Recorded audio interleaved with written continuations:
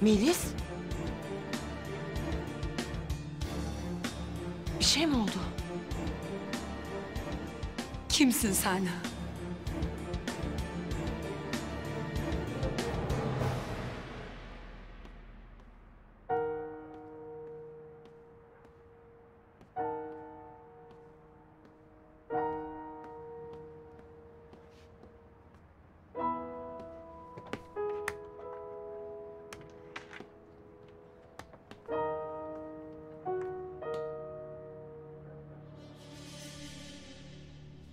Sana soruyorum, kimsin sen? Sen Zeynep Şanlı değilsin.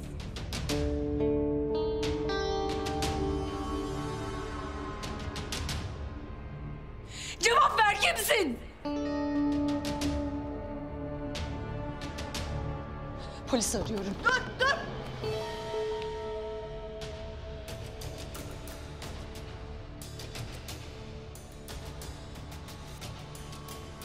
Aramana gerek yok.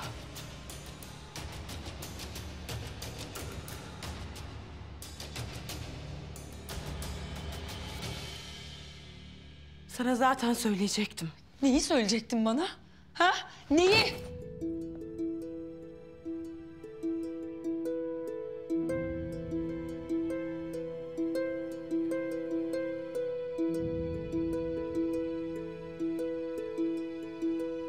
Bu sırrı saklamanın bir anlamı yok.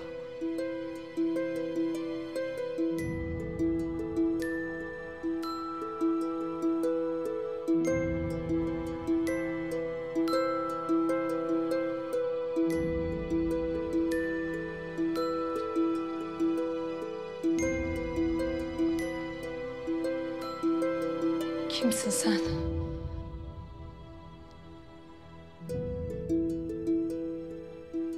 Melis.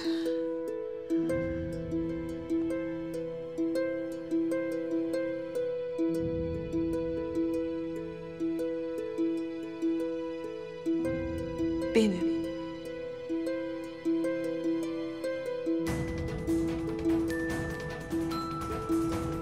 Zehra.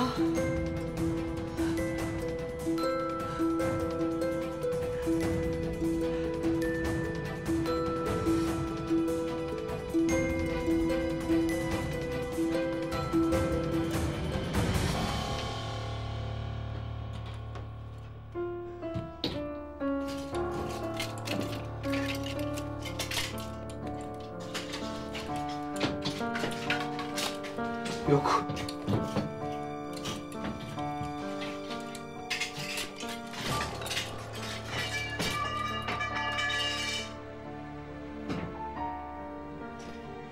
Neredesin ya? Bu Zehra'nın günlüğü. Bu günlüğün burada ne işi var? 2 yıl önce kaybolmuştu. Hayır.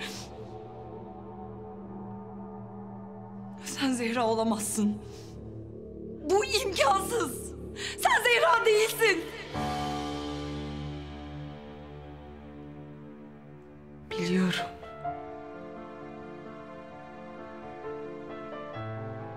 Buna inanması zor.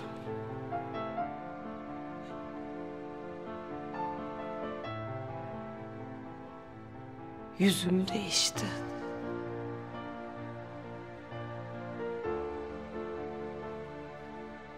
Bunca zaman geçti.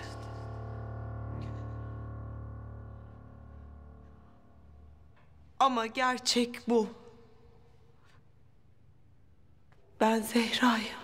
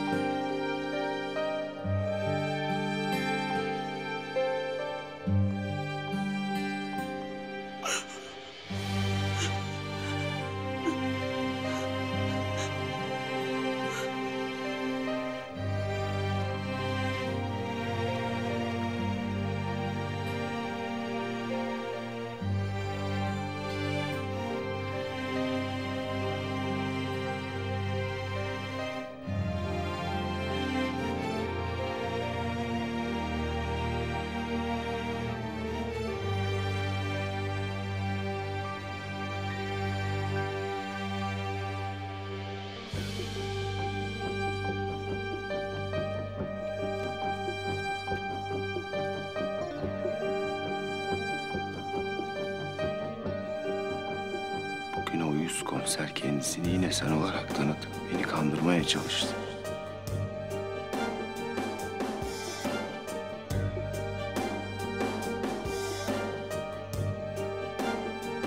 Merak etme sevgilim, o uyuz komisere yakalanacak değil. Sen huzur içinde kalbimde uyumaya devam et. Sevgilin Zehra'yı kimse incitmeyecek.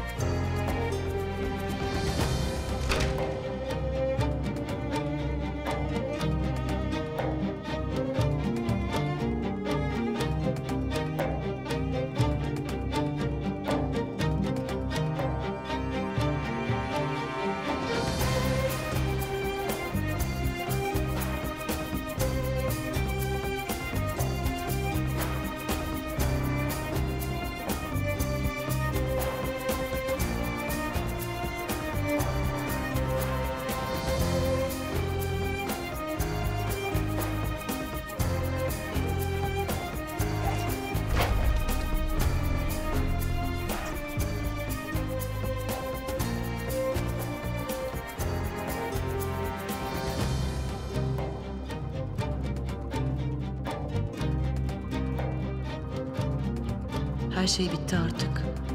Benim kim olduğumu biliyor.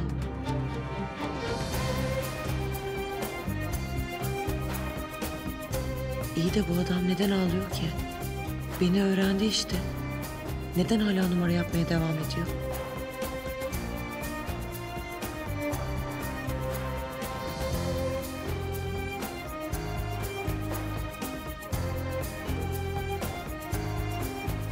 Zehra. Hala bana oyun oynuyor. Burada daha fazla duramam. Kaçmam lazım.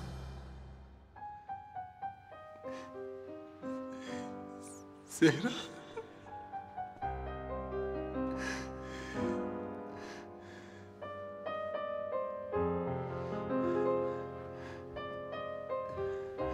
Kendini benden neden gizledin?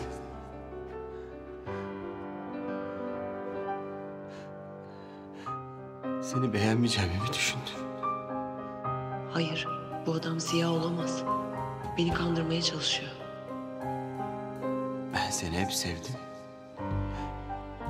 Ve hep seveceğim.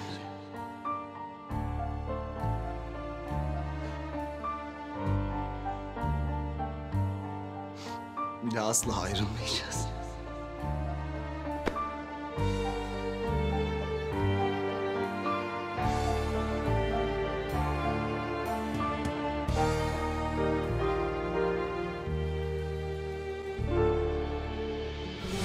Dur. Gitme ne olur.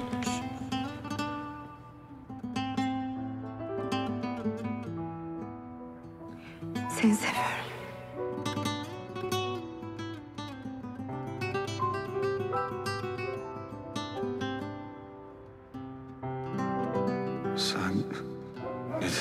dedin?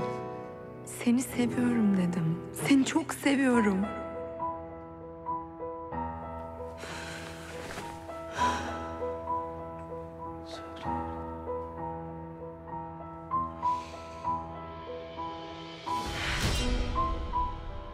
Ziya.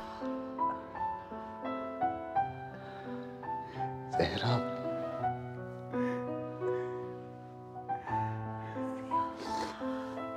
Ah, benim Zehra. Benim Zehra. Ya sen misin gerçekten? Benim.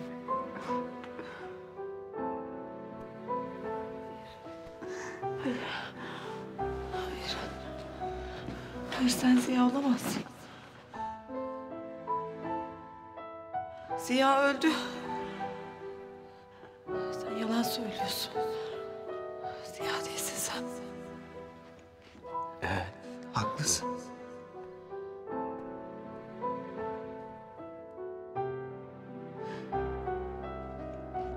İki yıl önce seni kurtaramadım.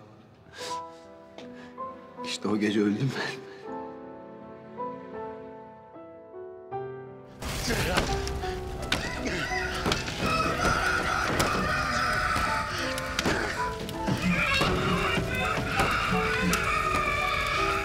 Kurtaracağım seni!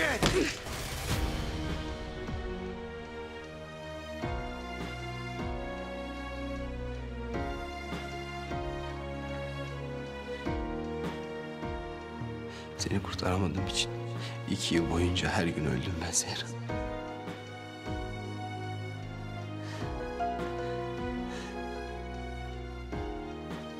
Ama şimdi yeniden doğdum. Seni bir daha asla bırakmayacağım.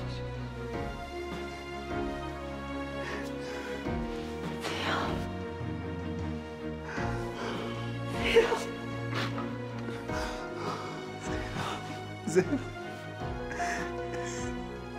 Bir daha seni benden hiç kimse ayıramayacak. Seni benden almalarına izin vermeyeceğim bir tane.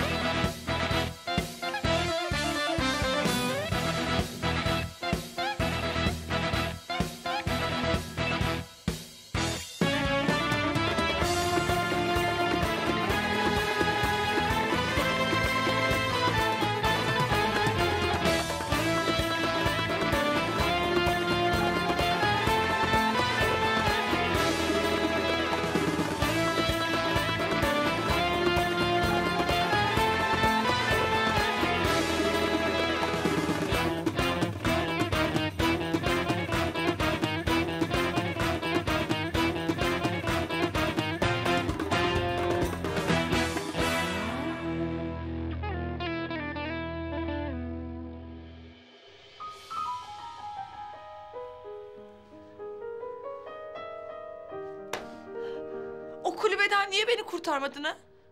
Ya senin yüzünden yüzümü değiştirmek zorunda kaldım ben.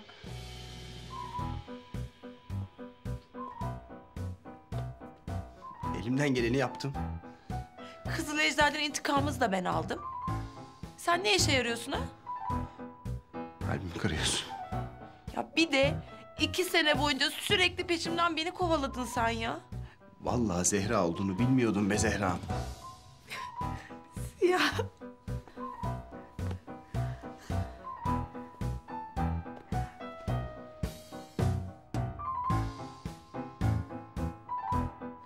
Zehra'm.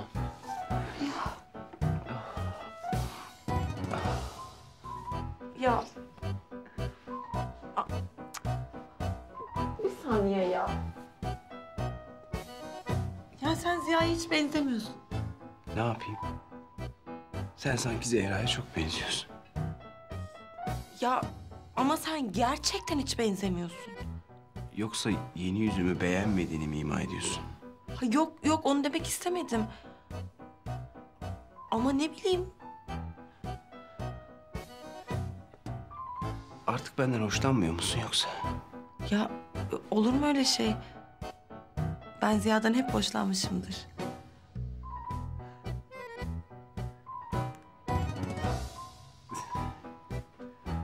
Çok tatlı olmuşsun.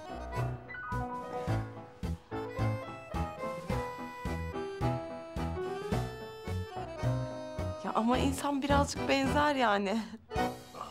Ama yeter. Yeter yani, gel şuraya. Allah Allah, amma uzattın he. Benzemiyorsan benzemiyorum. Kertenkeleyim ben işte. Niye üstüme geliyorsun ki bu kadar? Ya tamam kızma. Hayır yani. Biz senin yeni tipin hakkında bir şey söyledik mi? Bir saniye. Ne varmış benim yeni tipimde? Ne yok ki? Ne dedin sen? Ya şaka yaptım. Çok tatlı olmuşsun dedim. Çok tatlı. Yalan söyleme. Doğruyu söyle. Yeni yüzümü beğenmedin mi? Ama ne önemi var ki sanki tipin ya? Amma da taktın he. Ben senin yüzünü değil ki, kalbini seviyorum. Kalbini. Kalbimi sevdin ama yüzümü sevmedin. Yok bir tanem, o anlamda değil ya. Sen Didem'in yüzünü seviyorsun. Kim? Didem. Ne alakası var ya? Ya yüzümü değiştirdim diye beni aldatmak zorunda mıydın ya? Ne diyorsun Zehra ya? Oysa ki ben yüzümü değiştirdikten sonra tek bir erkeğe bile bakmadım. Ben de hiçbir kadına bakmadım. Yalan söyleme. Didem'e baktın. Didem'e bakmadım ben. Bakmadım Didem'e ya. Allah Allah. O Zeynep var ya, o uyuz kız. O uyuz kız var ya, tanırsın. Ben o uyuz kızı kıskandırmak için Didem'e öyle yaklaşırmış gibi oynadım yani. Anladın mı? Yoksa benim kalbimde bir tek sen vardın. Aptal. Zeynep benim. Zeynep sensin. Evet tamam o zaman. Zeynep sensen. Ben Zeynep, o zaman ben seni aldatmamış sayılıyorum. Gülmesene ya. Ne? Bana hiç çekmemişsin. Sana hiç çekmemişim. Seni de biliyoruz hanımefendi. Ya bak sinirlendim. Sen o Murat'ı ilk gördüğün günden beri dibinden ayrılmadın be. Ne saçmalıyorsun sen be? Ne saçmalıyorsun? Hayret bir şey, neyse. Neyse sinirlenmeyeceğim. Sonuç olarak Murat benim, sen benim peşimden. Yine beni benimle aldatmış sayılıyorsun. Bir şey olmuyor yani, sıkıntı yok. Gülmesene be. Tabii şimdi böyle bir şey var. Cazibeme karşı koyamadın. Bak hala konuşuyor. Ne yapayım? Gel buraya. Çok özledim seni. Çok.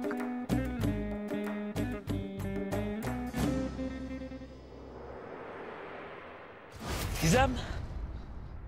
Ölmek istemiyorum Hicabi. Kurtar beni. Gizem. Hadi uyan artık. Bırakma beni Hicabi. Gizemciğim. Seni hiç bırakır mıyım? Bak yanındayım. Hadi uyan. Ne kadar ömrüm kaldı Hicabi? Fesubhanallah. Olur mu öyle şey Gizem? Hadi kalk uyan. Nasıl uyanayım Hicabi? Öldüm ben. Akıncı'nın yüzünü gördüm bir kere. Ya batıl inanç o. Yani Akıncı'nın yüzünü gördün diye ölmem mi gerekiyor? Tövbe yarabbim, olur mu öyle şey? Kimin ne zaman öleceğini ancak Allah bilir. Gizem. Hadi uyan. Gizem. Hicabi? Hicabi sen niye maskeni çıkarıyorsun ya? Sen beni öldürmek mi istiyorsun? Hem Akıncı olduğunu benden gizliyorsun hem de beni öldürmek istiyorsun.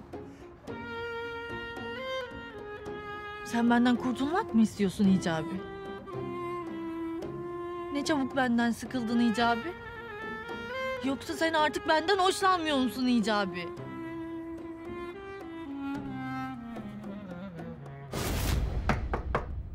Zeynepciğim. Müsait misin? Yılmaz bu. Olmaz. Ne işi var bunun burada?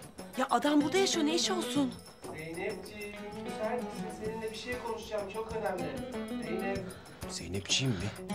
Bak Zeynepçiyim diyor ya. Ben onu mahvederim he. Çabuk, müsait değilim de çabuk. Çabuk gebertirim onu bak. Yılmaz'cığım şu anda hiç müsait değilim. Biraz işim var benim. İşin mi? Ne işin ya? Ben şey yapayım, yardımcı olayım. Bakayım nedir ya? Geleyim bir. Saklanma. Nereye saklanma? Şu perdenin arkasına gel. Hadi.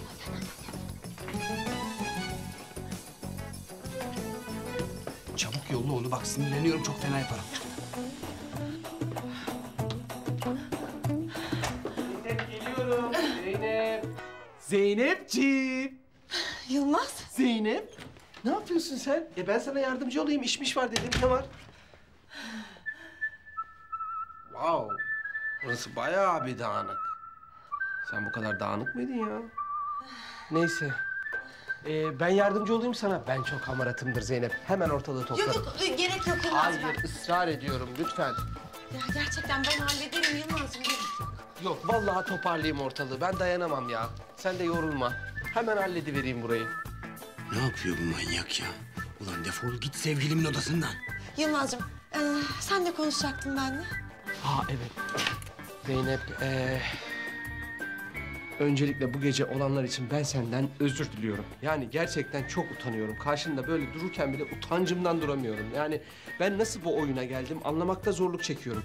Hep Murat, hep Murat. İnanır mısın? Bütün olaylar hep Murat'ın başının altından çıktı. Yılmaz'cığım bu gece ne oldu? Ya ne olacak? Operasyon bahanesiyle o iki kızı aldı, getirdi benim evime, odama attı. Ya ben nasıl bu oyunun parçası oldum? Olmak istemedim. Hayır Murat, yapma dedim. Sen çapkın bir insansın. Beni bu oyunun içine dahil etme. Gördün, elimde kapı kolu vardı. Ben nasıl kaçtım biliyor musun kapıdan? Ya Murat çok çapkın bir insan ya. Böyle bir erkek olamaz. Ay. Ulan Yılmaz. Alçak herif seni. Doğru mu bu söyledikleri? Aa. Zeynep, ben sana ne zaman yalan söyledim ya? Ya bu çocuk çapkın. Ben bile inanamıyorum ya. Arı gibi. Her çiçekten bir bal alayım. Demek öyle. Tabii, tabii. Ne yapıyorsun lan Yılmaz? Kızı zar zor ikna ettim zaten. Ben ailesine, evine bağlı bir erkeğim Zeynep. Ben aile ve yuva kurmak istiyorum. Lan ne yapıyor bu? Resmen Zehra'ya asılıyor. Vuracağım lan ben bu adamı. Tamam Yılmaz'cığım. Biz bunları seninle sonra konuşalım. Tabii tabii. Zeynep, eğer yapılacak bir iş varsa ben yaparım. Hiç sıkıntı yok. Toplayayım ben ortalığı. Gerek yok Yılmaz'cığım. Gerçekten konuşalım tamam mı? Tamam, büyük bir zevkle yapardım ben. Teşekkür ederim. İyisin değil mi sen? İyiyim iyiyim. Tamam. Umarım kendimi doğru ifade etmişimdir sana. Bak Zeynep, kesinlikle ben tek eşli bir insanım. Aile, yuva kurayım istiyorum. Biliyorum. Konuşacağız. Öldüreceğim. Aç kapıyı. Dur Siyah'cığım ne yapıyorsun ya? Nasıl ne yapıyorsun? Öldüreceğim onu. Saçmalama hayır. Bırak, öldüreceğim onu ya. Hayır.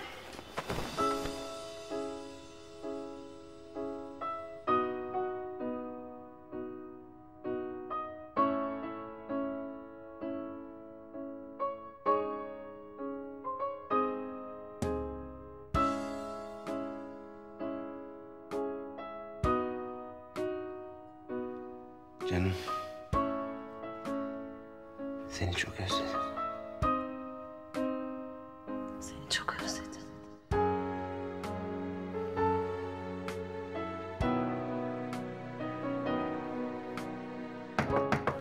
Zehra içeride misin? Melisa. Evet. Sırası mı abi şimdi ya? Allah Allah, çabuk meşgulüm de şuna. Tamam. Melis'ciğim meşgulüm şu anda. Birazdan konuşalım mı? Zehra seninle konuşmam lazım lütfen. Yani ne olabilir ki bu kadar önemli konuşacak? Konuşmam lazım ya. Bir dakika. Sana Zehra mı dedi? Ben mi yanlış duydum? Ya Ziya'cığım Melis benim Zehra olduğumu biliyor. Biliyor mu? Ya söylemek zorunda kaldım. Söylemek zorunda kaldım. Hayır, ona söylemek zorunda kaldım, bana söylemek zorunda kalmadın değil mi? Önce ona söyledi, sonra ben öğrendim değil mi? Başka kim biliyor acaba benden önce? He? Şu meczup Azmi Bey de biliyor mu acaba benden önce? Ya saçmalama Ziya. Zehra. Hadi sen saklan bir yere lütfen. Üf, ne bileyim ya. Altına mı girdin? Dolma hadi. Hadi Ziya hadi. Çabuk atlat onu.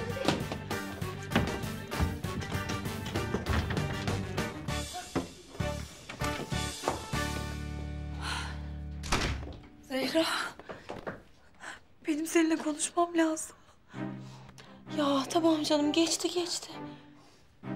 Zehra, lütfen ne olur bana her şeyi anlat. Ya sen oradan nasıl kurtuldun benim aklım ermiyor. Yüzün nasıl değişti? Ya maskeli kız ne ara oldun, nasıl oldun? Ne olur bana her şeyi anlat. Ben sabaha kadar uyuyamam. Melis'ciğim yarın anlatsam olur mu? Zehra ne olur. Bak uyuyamam gerçekten. Benim her şeyi bilmeye ihtiyacım var. En kısa detayına kadar, ayrıntısına kadar anlat tamam mı lütfen? Ben gerçekten hiç müsait değilim. Zehra? Zehra bu odanın hali ne böyle? Sen hiç böyle bir insan değildin. Aa, bak şunları toplayalım birlikte. Sonra bana anlatacaksın tamam mı her şeyi? Ya gerek yok, ben yaparım. Sen de bir ses duydun mu? Yo duymadım. Ah, dışarıdan gelmiştir. Çok ses var dışarıda. Ya bak Zehra, çok dikkatli olmalıyız tamam mı? Murat komiser senin peşinde. Ha biliyorum Melis'ciğim. Ya adam inatçının teki çıktı, sürekli maskeli kızı soruyor.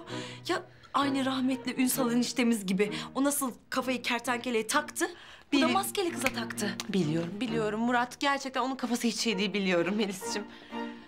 Tamam ama yine de çok dikkatli olalım tamam mı? Her an karşımıza çıkabilir. Melis'ciğim ben toplarım. Ya tamam ben bunları koyayım dolaba, sen şu arkadakileri topla hadi. Melis'ciğim gitme. Dolaba gitme, dolaba gitme. Ya topla işte onları hadi. Açma.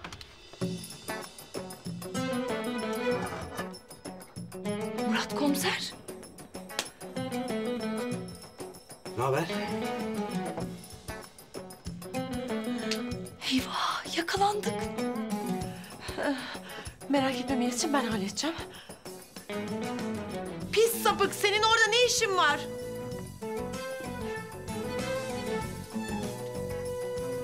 Sapık mı? Sen benim dolabıma gizlenip de ne yapmayı amaçlıyorsun pis sapık? Gizlenip mi? İyi de dolabına beni sen soktun ya. Ya bir de iftira atıyor ya, sapığa bak sen. Sapık mı? Bir dakika ya. Bir dakika, olmaz öyle. Sen soktun beni odana. Dolabının içine de sen soktun, odana da sen soktun. Ya bir saniye ya, ne oluyor burada? Ya Zeynep'ciğim, Murat komiser ne diyor? Gerçekten o dolaba sen mi soktun? İftira atıyor Melis'ciğim. Vallahi iftira değil Melis. O dolaba gir dedi, ben de girdim dolaba. Nasıl ya? Zeynep, gerçekten Murat komiseri dolaba sen mi soktun? Ya Melis'ciğim bana inanmıyorsun da şu adama mı inanıyorsun? Allah aşkına şunun tipine bak, hiç güvenilir bir adam mı bu? Vay be. Demek şimdi böyle oldu ha? Az önce seni çok özledim diyordun bana. Ne?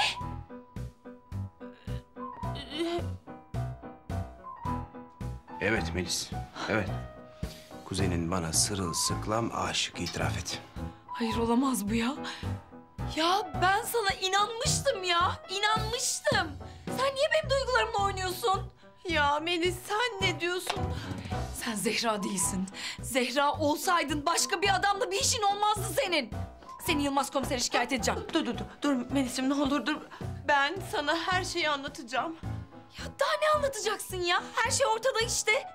Değil, ben sana her şeyi anlatacağım, bir izin ver. Ya her şeyi anlatacakmış, her şeyi. Ne anlatacaksın acaba? Ya siz ikiniz ne çeviriyorsunuz ya? Melis, gerçekten her şeyi açıklayacağım. Sen anlat. Yok, sen anlat. Ya senin anlatman daha doğru olur. Hayır, senin kuzenin, senin de anlatman daha doğru olur. Lütfen hadi. Aa yeter ya. Sen anlat, sen anlat. Biriniz anlatın işte. Melis'ciğim, ben teknik olarak Ziya'yı hiç aldatmadım. Öyle mi canım? O zaman bu adam kim? Ziya mı? Ya sen benimle dalga mı geçiyorsun? Aslında evet, yani tam da göründüğü gibi Murat komiser eşittir Ziya. Ne? Evet Melis'ciğim, Ziya ben. Merhaba, nasılsın? Pardon. Merhaba. Ne haber? Siz benimle dalga mı geçiyorsunuz? Yo hiç dalga geçmiyoruz. Şimdi Melis'ciğim şöyle olmuş. Hani ben yüzleşme operasyonu geçirdim ya. Aynı operasyonu Ziya da geçirmiş. Ben de bunu tam olarak şimdi öğrendim. Yani sen kapıdan girmeden tam önce öğrendim onu. Ziya. Zehra. Ziya. Zehra'm. Ay yok. Ay bana bir şey. Bayıldı. Alıştıra alıştıra söylemiyorsun ki. Pat diye Ziya dedin, bayılttın kızı ya.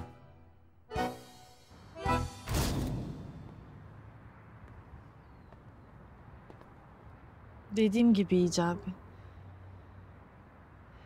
Seninle evlenemem. Daha önce de söylemiştim. Polisin aradığı biriyle hayat kurmam mümkün değil. Ben sensiz yaşayamam Gizem. Bana bunu yapma. Ben seninle evlenip güzel bir aile kurmak istiyorum. Tamam o zaman. Bunun tek bir çözümü var. Bu kostümü çıkaracaksın, bir daha da hiç giymeyeceksin. Akıncı olmayacaksın Hicabi.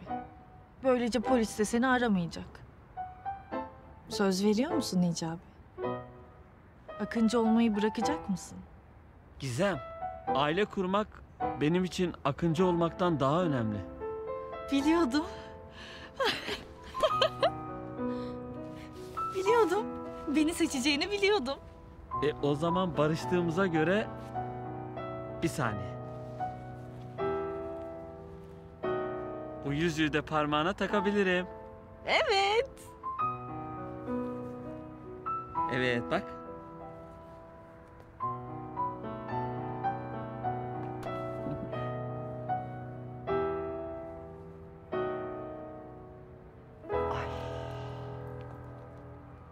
Ay bu deli Kenan damadıma bir şey yaparsa ben ne yaparım?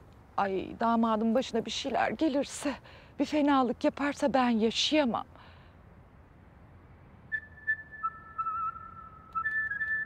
Ay damadım. Ay.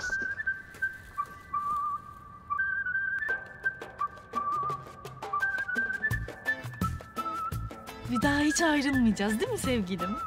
Hiç ayrılmayacağız sevgilim. Ay görüyor musun sen? Sonunda benim kızım da anladı Akıncı'nın doğru kişi olduğunu. Ay Allah'ım sana çok şükür olsun ya Rabbim. Kızım Hicabi'yi değil Akıncı'yı seviyor. Ya Hicabi. Hadi çıkar şu maskeni. Bir gören olmasın Gizem. Hadi Hicabi çıkar şu maskeyi. Akıncı falan olmayı da bırak. Ay niye Akıncı olmayacakmış ki damadım yani? Ay bu benim kız çok alem. Ay, neyse canım. Ben sonra damadımla konuşur onu bir güzel ikna ederim. Beni de hiç kırmaz. Ya hadi çıkar. Bir daha da takma. Tamam Gizem. Maskemi çıkarıyorum. Bundan sonra akıncı olmayacağım. Ay ilk defa damadımın yüzünü göreceğim.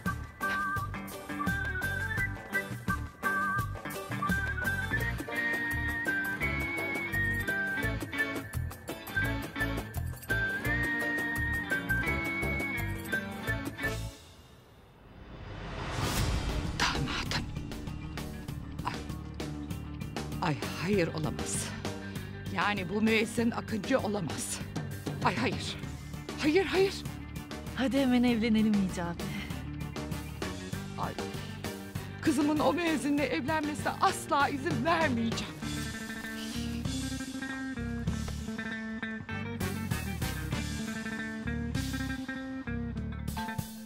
Allah Allah, bu saatte kim ola ki bu ya? Alo. Yılmaz komiser. Ben Ayla Gizem'in annesi. Ayla Hanım. Yılmaz komiser. Ben Akıncı'nın nerede olduğunu biliyorum. Hemen gelin, hemen tutuklayın onu. Bir dakika, Akıncı mı dediniz? Evet Akıncı. Bizim mahalledeki koruluğun orada. Yalnız kaçmadan hemen gelin. Yakalayın hadi çabuk. Ulan Akıncı, bu sefer elimden kurtulamayacaksın. Senin sayende kertenkeleyi de yakalayacağım ben. İkinizi var ya, kodese tıkacağım. Böyle kafanızı, gözünüzü yaracağım lan bu sefer. Kızımla evlenmene asla müsaade etmeyeceğim.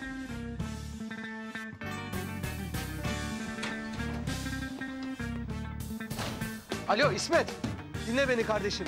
Bu eski Pınar Mahallesi var ya, Akıncı'nın orada olduğuna dair ihbar geldi. Kardeşim bak, sen ekipleri oraya hızlıca yolla.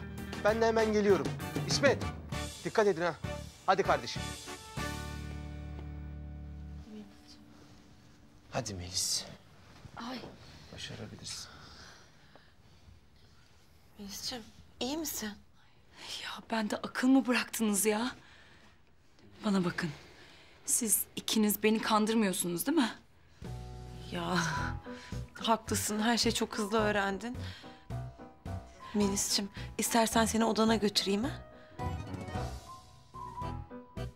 Melis, bu öğrendiklerini kimseyle paylaşmazsın değil mi? Ya ben ne öğrendim ki? Sen Zehra, sen de Ziya'sın öyle mi? Buna kim inanır ki?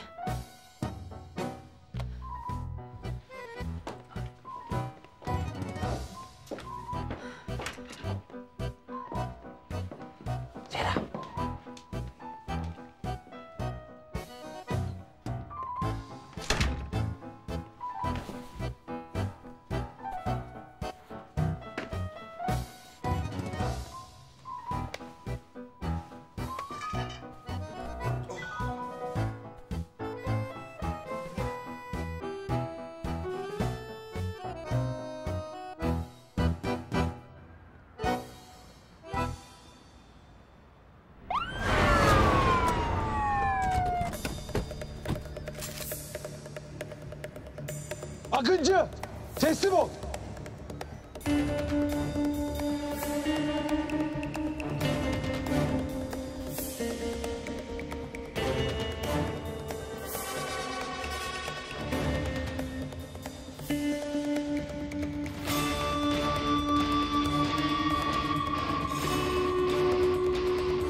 Hicabi. Korkma güzel. Akıncı! Yüzünü dön!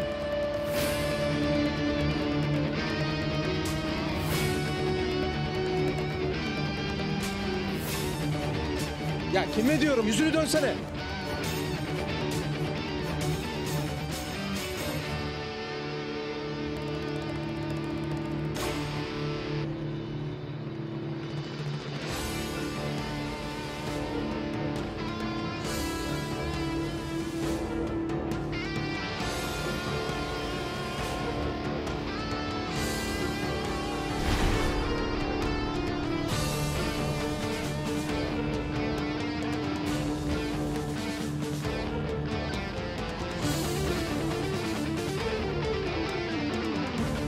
Hicabi?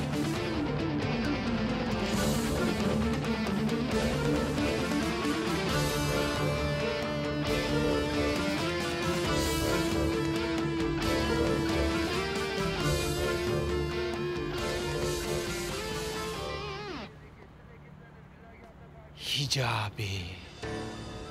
Vallahi de billahi de biliyordum ya. Müezzin şifre değildi. Müezzin sendin. Ulan Hicabi, sen var ya sen. Seni çakal seni. Ay, ay, ay, ay, ay. Tutuklayın şunu. Komiser bey, kızımdan uzak dursun. Anne. Yani Ayla Hanımcığım size de ayrıca teşekkür etmek istiyorum. Eğer Hicabi ihbar etmeseydiniz biz hayatta yakalayamazdık. Ya düşünebiliyor musunuz ya? Akıncı Hicabi. Olacak iş değil ya. Kızımın onunla evlenmesine müsaade etmem asla. Şimdi efendim o kadarını ben bilemem artık aranızda. Anne bana bunu nasıl yaparsın ya? Nasıl Akıncı'yı ihbar edersin? Üzgünüm kızım. Yani Hicabi'nin Akıncı olduğunu öğrenince işler değişti. Akıncı'nın damadım olmasına müsaade etmem.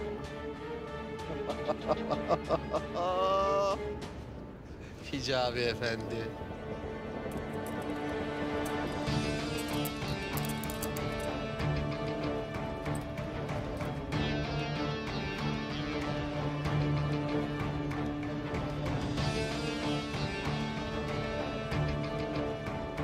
Akıncı, bitti.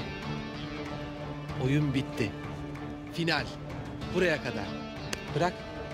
Hadi abi. Hadi abi. Götürün bunu. Hadi abi. Hadi. Hadi Akıncı. Ya hadi. Hadi abi. Şimdi Ayla Hanımcığım siz de benim arabaya geçin. Ben de geliyorum. Hadi Gizemciğim. Gizem. Hadi. Hadi Gizem. Arkadaşlar hadi. Hadi Akıncı. Bırak romantiği. Geç oldu. Hadi abi götürün.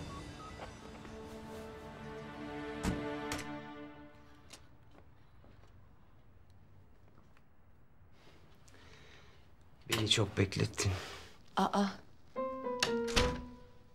Sen ne yapıyorsun burada? Ne yapayım seni bekliyorum. Ay gel bakayım sen şöyle buraya biraz çık. Kapıyı kilitleyelim artık. Yeter çok sıkıldım.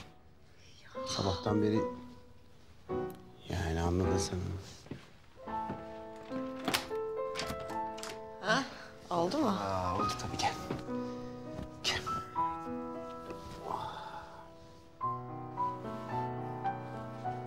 Çok özledim seni.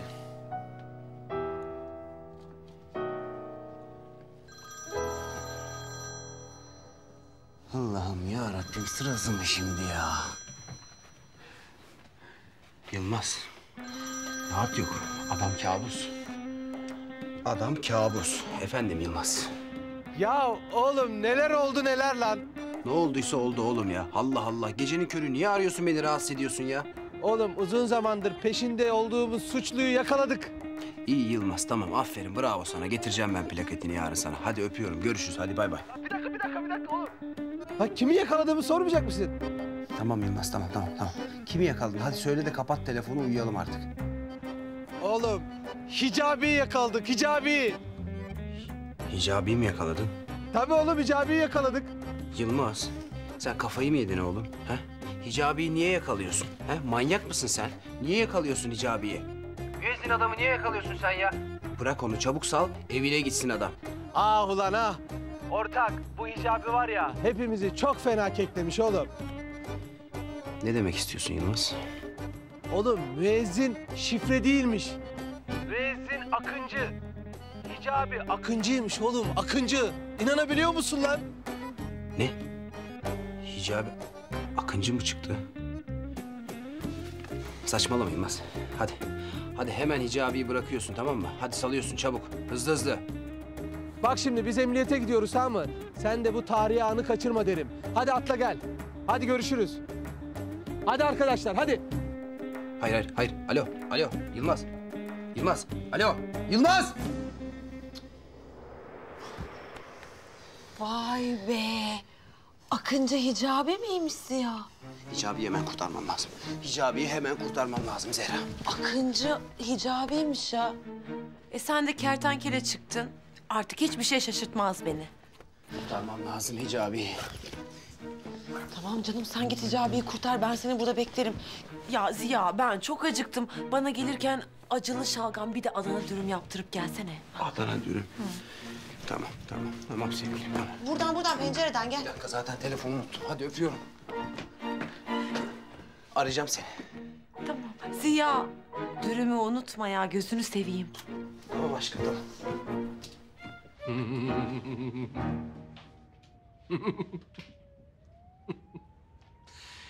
Ne oldu Akıncı? Öyle oturuyorsun orada.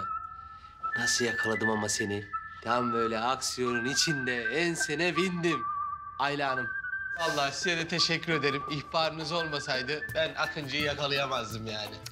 Ay rica ederim Yılmaz komiser. Tek isteğim kızım Hicabi ile evlenmesin. Ben başka hiçbir şey istemiyorum.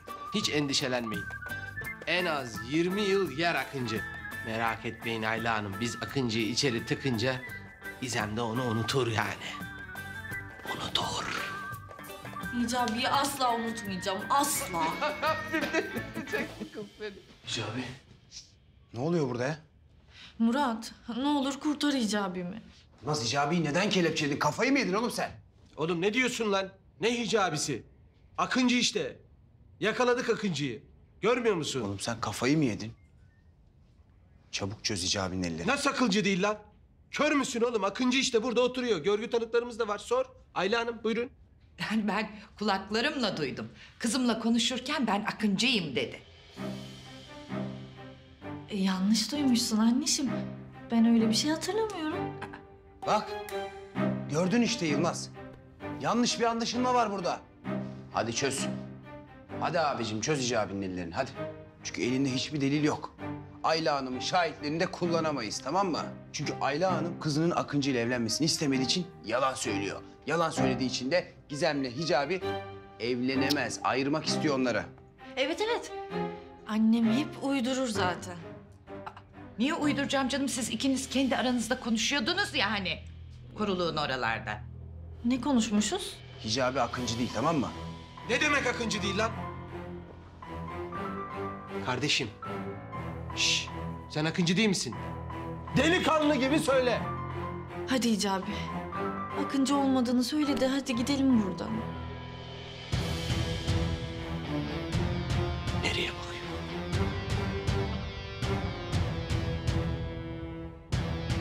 Hicabi. Hadi güzel kardeşim. Yılmaz komisere Akıncı olmadığını söyle.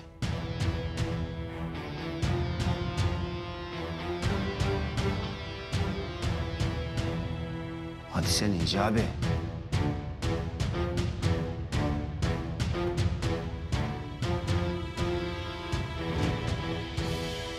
Tabii. Söylemesine ne gerek var? Çünkü o da biliyor ki Akıncı olmadığını. Değil mi Hicabi? Konuşsana Hicabi. Konuşsana. Hadi Yılmaz. Ver şu anahtarları Yılmaz. Yılmaz ver şu anahtarları. Anahtar vermem, çek elini ya. Bırakır mısın ya? Bana bak, ver şu anahtarı. İşte burada. Burada bak. Hicabi. Hadi be güzel kardeşim. Hadi uzat ellerini çözeyim. Ay Yılmaz komiser ne oluyor burada yahu? Ay siz bunu yakaladınız ya. Bir şey yapın. Hayır anne.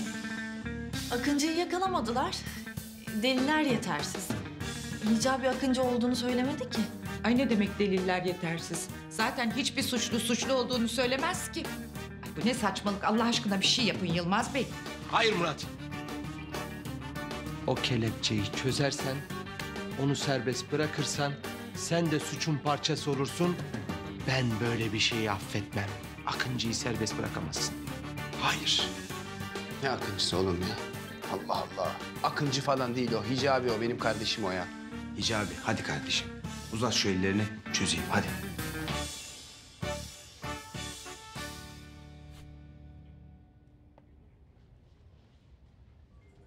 Uzatmam. Ne demek uzatmam ya? Hadi uzat şu ellerini. Akıncı ne olursa olsun yalan söylemez.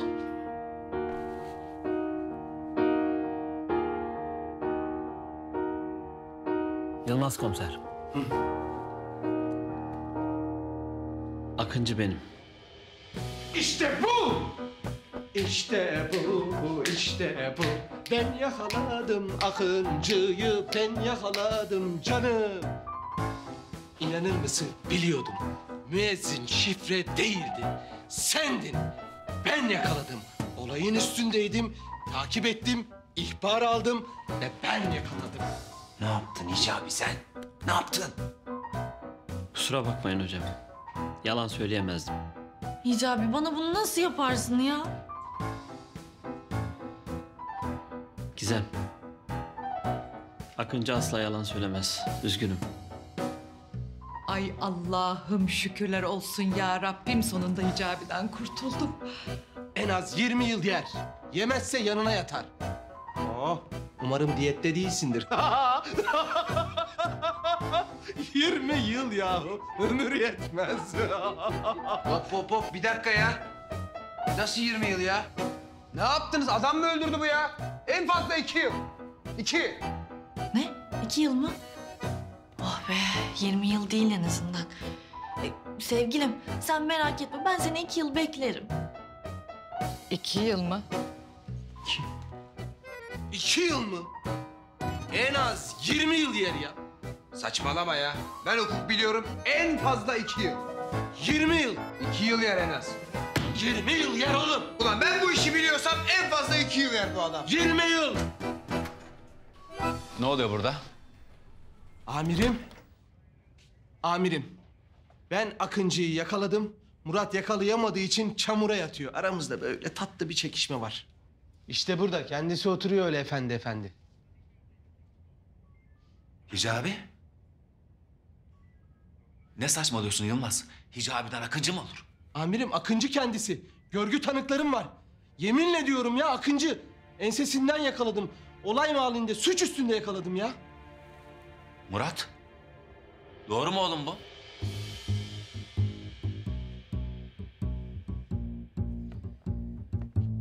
Maalesef amirim.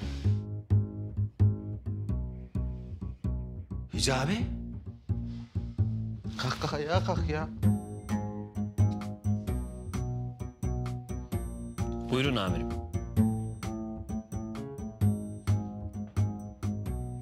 Gerçekten de Akıncı sen misin Hicabi? Evet amirim benim. Akıncı. Akıncı kardeşim benim. Akıncı evladım sen bizi yanlış anladın. Bizim derdimiz seni yakalayıp gözaltına almak değildi. Sen bunca zaman bizden boş boşuna kaçıp durdun evladım. Biz seninle sadece tanışmak istedik. Yoksa bizim derdimiz seni yakalayıp kovalamak değildi. Bir dakika amirim, ne yapıyorsunuz siz ya? Ne oluyor burada ya? Suçlu bu adam ya. Yıllarca peşinden koştuk bunun. Gece demedik, gündüz demedik. Kabuslarıma kadar girdi ya. Ne suçlusu Yılmaz? Akıncı bizim kahramanımız. Akıncı mazlumların dostu, zalimlerin can düşmanı. Akıncı yolda kalanın, darda kalanın tek dostu. Akıncı bir halk kahramanı lan! Ya halk kahramanı da biz bu adamı 2 yıldır sabah, gece, gündüz kovalıyoruz amirim ya. Biz neyin kahramanıyız ya? Ben neyin kahramanıyım ya? Ben amirim ya. Perişan oldum, ailemi göremedim ya.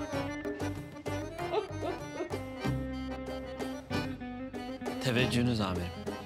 Ne teveccühü. Bırak artık bu tevazuyu Hicabi. Sen bizim kahramanımızsın. Maskendeki o hilale kurban olayım senin. Kardeşim.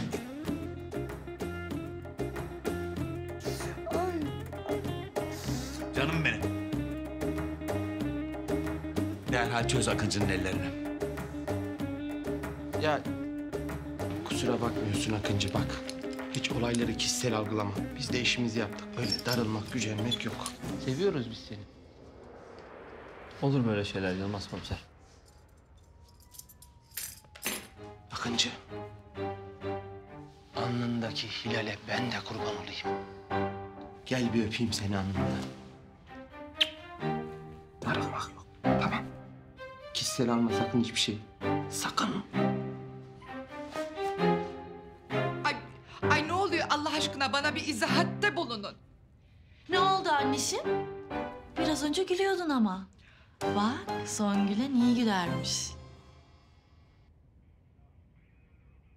Bu arada ne içersin Akıncı kardeşim?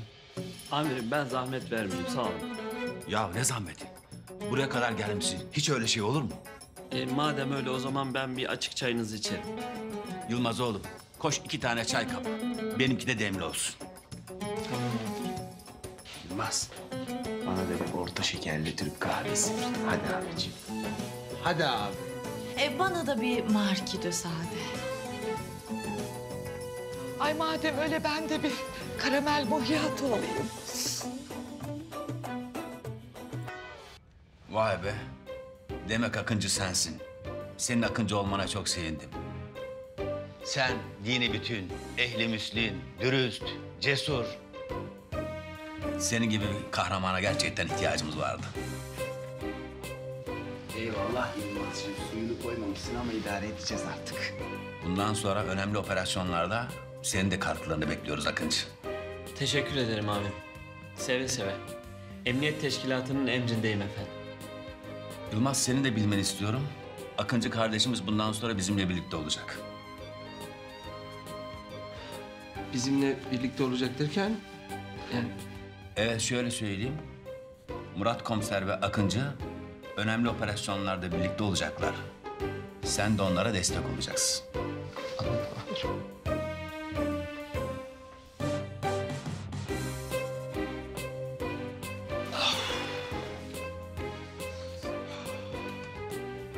Tabii ki amirim, ne demek? Beraber iyi bir takım olacağımıza inanıyorum ben de. Bana böyle bir imkan verdiğiniz için Allah sizden razı olsun amirim. Ne demek Hicabi? Sen bizim veli nimetimizsin. Artık evlenmemizin önünde bir engel kalmadı değil mi Gizemciğim? Madem ki Akıncı olduğunda gözaltına alınmayacaksın, o halde Akıncı olabilirsin Hicabi. Böyle bir damadınız olduğu için gurur duymalısınız Ayla Hanım.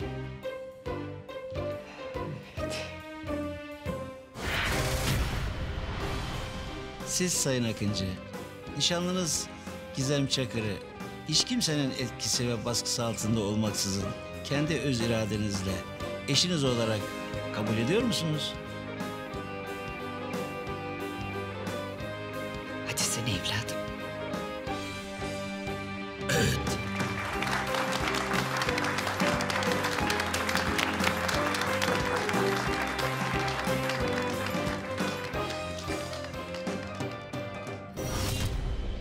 Bu arada şunu da unutmadan söyleyeyim. Akıncı'nın kimliği bir devlet sırrıdır. Ve bu odadakiler bu bilgiyi asla hiç kimseyle paylaşmayacaklar. Tabii amirim. Burada olan burada kalır. Çıkmaz. Benden çıkmaz şahsen. Bu aramızda küçük bir sır amirim. Merak etmeyin. Kimseye söyleme. Ay başıma gelenler. İyi o zaman anlaştık. Amirim her şey için teşekkür ederim. Çaylarımızı da içtik. Siz daha fazla rahatsız etmeyelim. Bize müsaade. Estağfurullah Hicabi ne demek? Geç kardeşim, geç.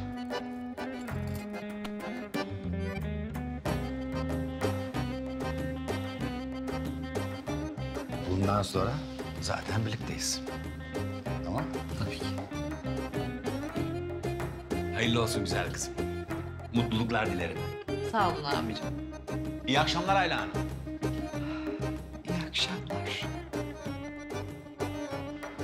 Hicabi, iyi akşamlar kardeşim. İyi akşamlar hocam. Evet çocuklar. Bundan sonra çok daha güçlüyüz. Ne de olsa artık Akıncı da bizimle. Evet amirim.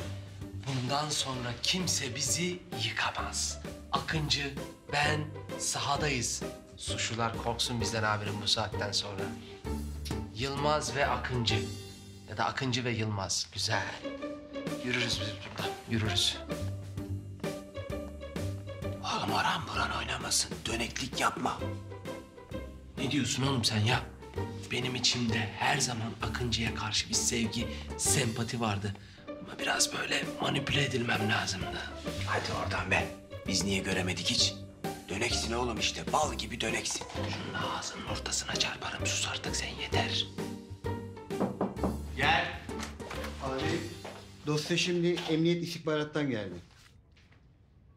Tamam, sen çıkabilirsin. Amirim hayırdır? İkisi de yaşıyormuş. İkisi de derken?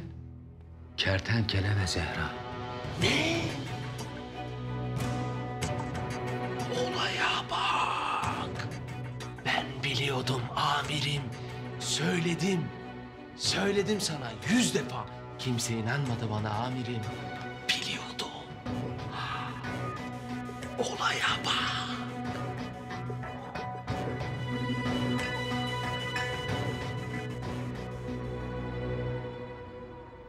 Ne iş arkadaş ya?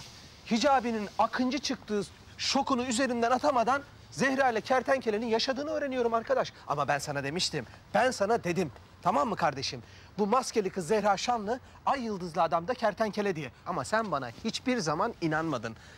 Ya o değil de şimdi emniyet müdürü diyor ki gidin bunları yakalayın getirin. Ya yakalayın getirin en kısa sürede de nasıl yakalayıp getireceğiz? Acaba diyorum ki bu senin müezzin Akıncı bize yardımcı olur mu? Gerçi benimki de soru. Akıncı müezzin niye bize yardımcı olsun? Niye gitsin Ziya hocasını şikayet etsin, ele versin? Nasıl yakalayacağız birader bunları? Yüzlerini de değiştirmişler. Hayır, ikisi birden yüzünü değiştirmiş. Bari birisi yüzünü değiştirmemiş olsaydı o kanal üzerinden giderdik. Şimdi yüzünü acaba komple mi değiştirdi? Kulak mı aynı, burun mu aynı bilmiyorum ki. Komple yüz mü taktılar buna? Oğlum sen niye konuşmuyorsun lan? Emniyetten buraya gelene kadar ağzını bıçak açmadı ya. Neyin var senin oğlum? Ha? İyi misin? Ne diyeyim ki ben sana Yılmaz? Ha? Ne diyeyim? Allah'ım ya Rabbim ya. Sen bana hiçbir şey deme birader. Öyle mal. Olayları ben çözeceğim.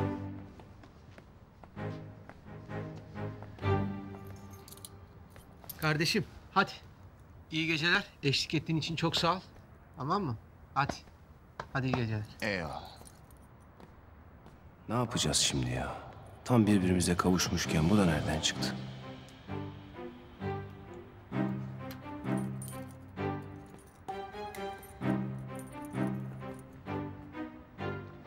Kardeşim.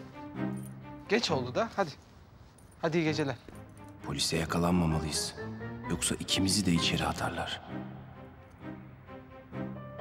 Murat. Murat. Murat. Heh, ne oldu? Duymadım ben, anlamadım. Birader, duymazsın çünkü dinlemiyorsun. Kulağın kafan burada değil. Diyorum ki geç oldu. Evin, yurdun yok mu senin ya? Bas git hadi, geç oldu bak, yol uzun. Tamam oğlum, gidiyoruz. Yemedik evine ya. Hadi iyi geceler. Hadi iyi geceler Murat, hadi. Oğlum gidiyorum dedim ya. Ya hadi abi, hadi. Bak bana sesini yükseltme, ümüğünü sıkarım seninle. Tamam kardeşim, iyi geceler. Hala üstüne. Hadi abi. Hadi abi. Ulan çakal. Ben bilmiyor muyum senin gelip burada Zeynep'i görmek istediğini? Açar mıyım lan ben sana bu kapıyı? Sabaha kadar nöbet tutacağım.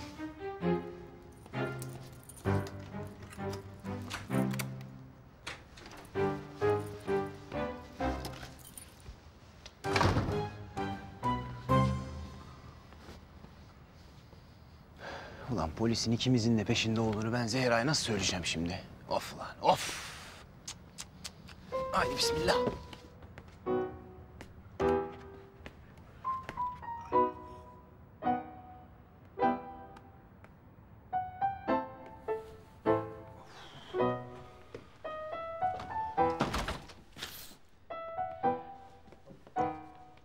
Ne yaptın? Kurtardın mı Hicabi'yi? Kurtardım bir tanem. Kahraman sevgilim benim.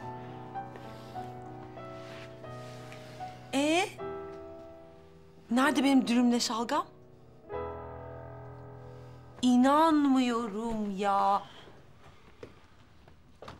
Unuttun mu yoksa? Ne oldu Ziya? Bir şey mi oldu? Zehra. Ne oldu Ziya?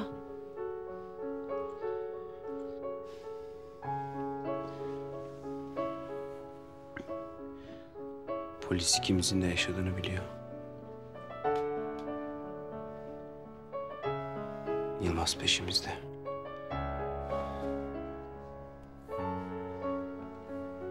Çok dikkatli olmalıyız bir tanem. Çok.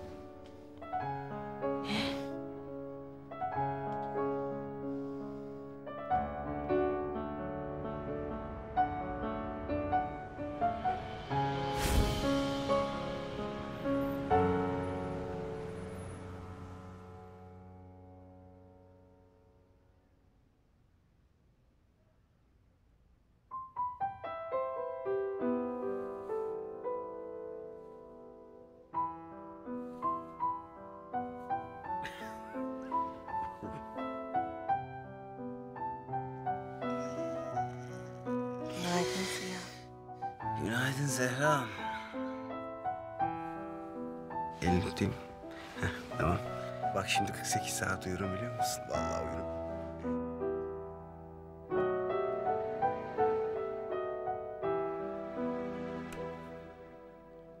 Ula siz ayrılmamış mıydınız ha? Ne zaman barıştınız da? Yok anneciğim, ne ayrılması? Olur mu öyle şey? Ben Hicabi'siz yaşayamam ki. Kızım. Ha sen ben Akıncı'yla evleneceğim demedin mi ha? Bu şimdi yaptığın nedir da? Bu çocuk oyuncağı mıdır? Bir Akıncı'yla evleneceğim diyorsun. Bir Hicabi'yle evleneceğim diyorsun. Bu nedir da? Ulan oğlum, senin Meryem'e yaptığın reva mıdır ulan? Ha? Üzdün kızı. Ben ne yaptım baba? Elinin körünü yaptın. Ulan Süslü Aynan'ın kızı Akıncı'yla evlenecekti. Sen de Meryem'le evlenecektin ha? Bu kız ne yapacak ha? Kızım üzülme. Bu da gelir geçer ha? Ya enişteciğim ne üzülmesi ya? Mutluluktan havalara uçuyorum. Akıncı sonunda bana kaldı. Ne? Ben Akıncı'ya vuruldum teyzeciğim. Bundan sonra Hicabi sadece beşik kertmemdir benim. Akıncı'ya mı vuruldun? Evet teyzeciğim. Ula kızım. Ha biz seninle Hicabi'nin arasını bulmak için bu kadar uğraştık. Boşuna mı uğraştık da? Ay, olur mu öyle şey teyzeciğim ya? Hicabi benim beşik kertmemdir. Dünya ahiret yani. Uy. Hadi kalk. Kalk sarılayım sana. Kalk sarılalım gel. Mantıklı. Sana ömür boyu mutluluklar dilerim Gizemciğim. Allah bir yastıkta kocasın inşallah. Amin Concim. Darısı senin başına. Hadi inşallah. Asiye, ha burada neler oluyor? Sami Efendi, vallahi ben hiçbir şey anlamış değilim da. Baba, anne. Hadi herkes mutlu olduğuna göre artık kahvaltı hazırlayalım. Kahvaltıya geçelim ha? Durun. Bir fikrim var. Şimdi hepimiz Zeynep'in kafesine gidelim ve kahvaltıyı orada yapalım. Mantıklı.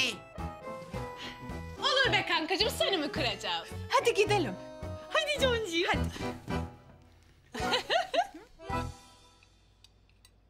Demek yaşıyor.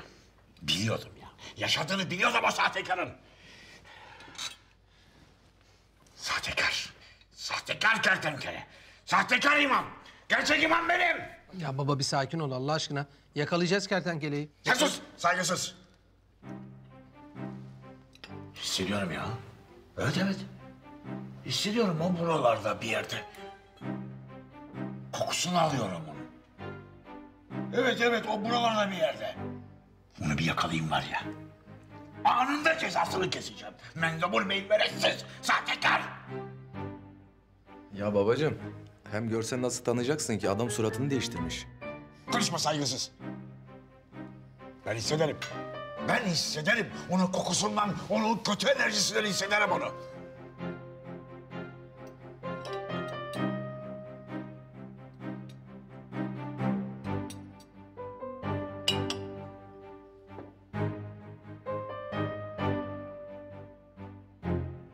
Murat evladım, bu kertenkeleyi ne zaman yakalayacaksınız? Ne? Kim? Kertenkele. Kertenkeleyi... Baba, bana niye sormuyorsun ya? Ben yakalayacağım işte. Çok yakında yakalayacağım. Bana sor. Niye ona soruyorsun? Bana sor ya. Konuşma saygısız sen. Konuşma. Zehra da maskeli kız olduğuna göre... ikisi birlikte takılıyorlar bence. Lan 1000 yıl düşünsem yemin ediyorum Zehra'nın maskeli kızı oldu aklıma gelmez. Onu da yakalayacağız birader. Onu da yakalayacağız. Abi o da suratını değiştirmiş. Onu nasıl tanıyacaksın? Bence bunların ikisi buradan kaçtılar. Yani polis peşlerindeyken neden burada dursunlar ki? Değil mi ama? Yani kuzenim Zehra ve kertenkele kesin yurt dışına çıktılar. Kesin. Bir saniye. Yani şöyle seni dinleyince Melis, kuzenin Zehra ile telefonda görüşmüş gibisin. Görüştün mü? Ne dedi? Nerede şu anda? Bir bilgi vermiştir kesin. Ne dedi? Ne dedi? Telefonla görüştüğünde sana ne dedi? Buradalar mı Melis? Çabuk söyle, buradalar mı? Ya Yılmaz, saçmalama ne alakası var canım? Ben Zehra'yı falan görmedim.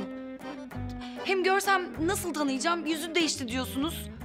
Allah Allah. Melis, beni dinle. Bak, eğer sen de suçluya yardım ediyorsan... suçun parçası oldun demektir. Sonra ben Yılmaz söylemedi, haberim yoktu, suç olduğunu bilmiyordum. Olmasın lütfen. Demedi, deme. Ben burada söylüyorum. İkisi buradalar. Hiçbir yere gidemezler. Diyeceksiniz ki niye? Çünkü bütün sevdikleri burada da onda. Konuşma saygısız. Sen kertenkeleyi yakala. Zehra'nın peşini bırak. Zehra'nın suçu yok. Onu suça kertenkele bulaştırdı. Aşağılık, sahtekar. Ya baba olur mu öyle şey şimdi? Senin söylediğin de bir defa hani... Öyle konuşuyor hayırsız ya. Zehra bizim kızımız. Onu kertenkelenin elinden kurtarın. En kısa sürede kertenkeleyi yakalayıp adalete teslim edeceğiz Azmi Bey. Siz merak etmeyin. Evet.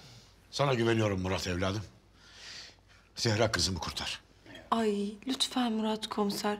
Benim zavallı kuzenim Zehra'yı o kötü adam kertenkelenin ellerinden kurtarın. Lütfen.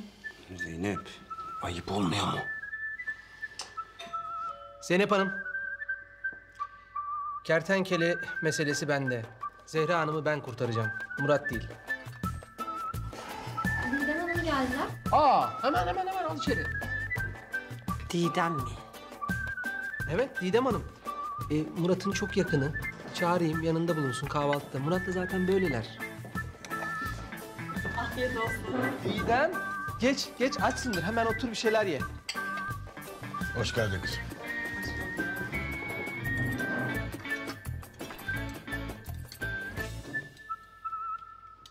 Merhaba Muratcığım. Aa, merhaba Didem. Muratcığım mı? Ha? Oo. Didem, biz de Zehra ve kertenkele ile ilgili konuşuyorduk.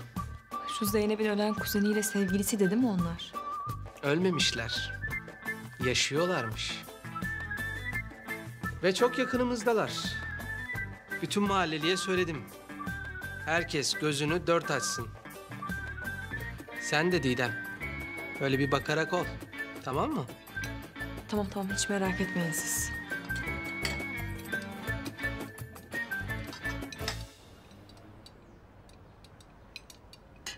Ya uşaklar, bu kertenkele yaşaymış ha. Ya nasıl olur bilemedim ha.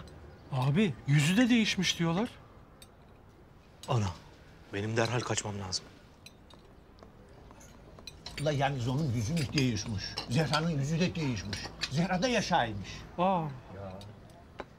Ne? Zehra da mı yaşıyor? Bu Yılmaz komiser var ya arkadaşlar.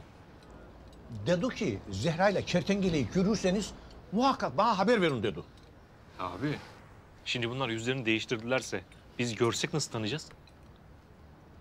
Vallahi bunu bilemedim. Hicabi, duydun mu Zehra yaşıyormuş. Evet Gizem, ben de çok şaşırdım. Ziya hocam bana öyle söyledi ama... Ziya hocan mı? Murat komiser işte ya. Hicabi, gözün aydın. Ha? Ziya hocan yaşaymış. Ulan Hicabi, ha senin bu eve bitiremediğin Ziya hocan kertenkele midir? O muydu?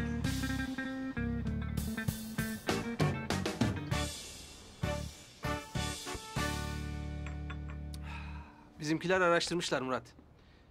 Zehra'nın yüzünü değiştirdiği hastaneyle ilgili hiçbir bilgiye ulaşamamışlar. Zaten ortada kayıt falan da yok. Biliyorsun kertenkelenin yüzünü değiştiren doktorlarla ilgili de hiçbir bilgiye ulaşamadık. Ama benim tezim şu. Bunlar fazla uzaklaşmış olamazlar. Civardalar. Çok yakınımızdalar. Vallahi ben seni yakalayacağına eminim Murat. Ne de olsa benim kahramanımsın. Çek o pis konu Ziya'nın kolundan ya.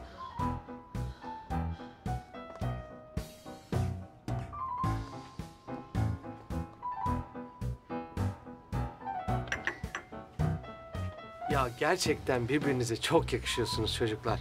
Evlilik ne zaman? Ne saçmalıyorsun? Ne evliliği? Ya Zeynep, bunlar var ya birbirlerine çok yakışıyorlar ya. Bence hemen evlenmeliler. Çok geciktirmemeliler yani. Ne? Yılmaz Bey, müsaadenizle ben Murat komiserle bir şey konuşacaktım. Evet. Zeynep. Benimle de konuşabilirsin Zeynep. Gel bakayım. Gel bakayım diyor hala ya. Bittin oğlum sen. Ben ihaneti asla affetmem. Ya ne ihaneti ya? Saçmalama. İki gözüm önüme aksın ki öyle bir şey yok. Ne yapıyorsun? Ya yeter be. Hayret bir şey ya.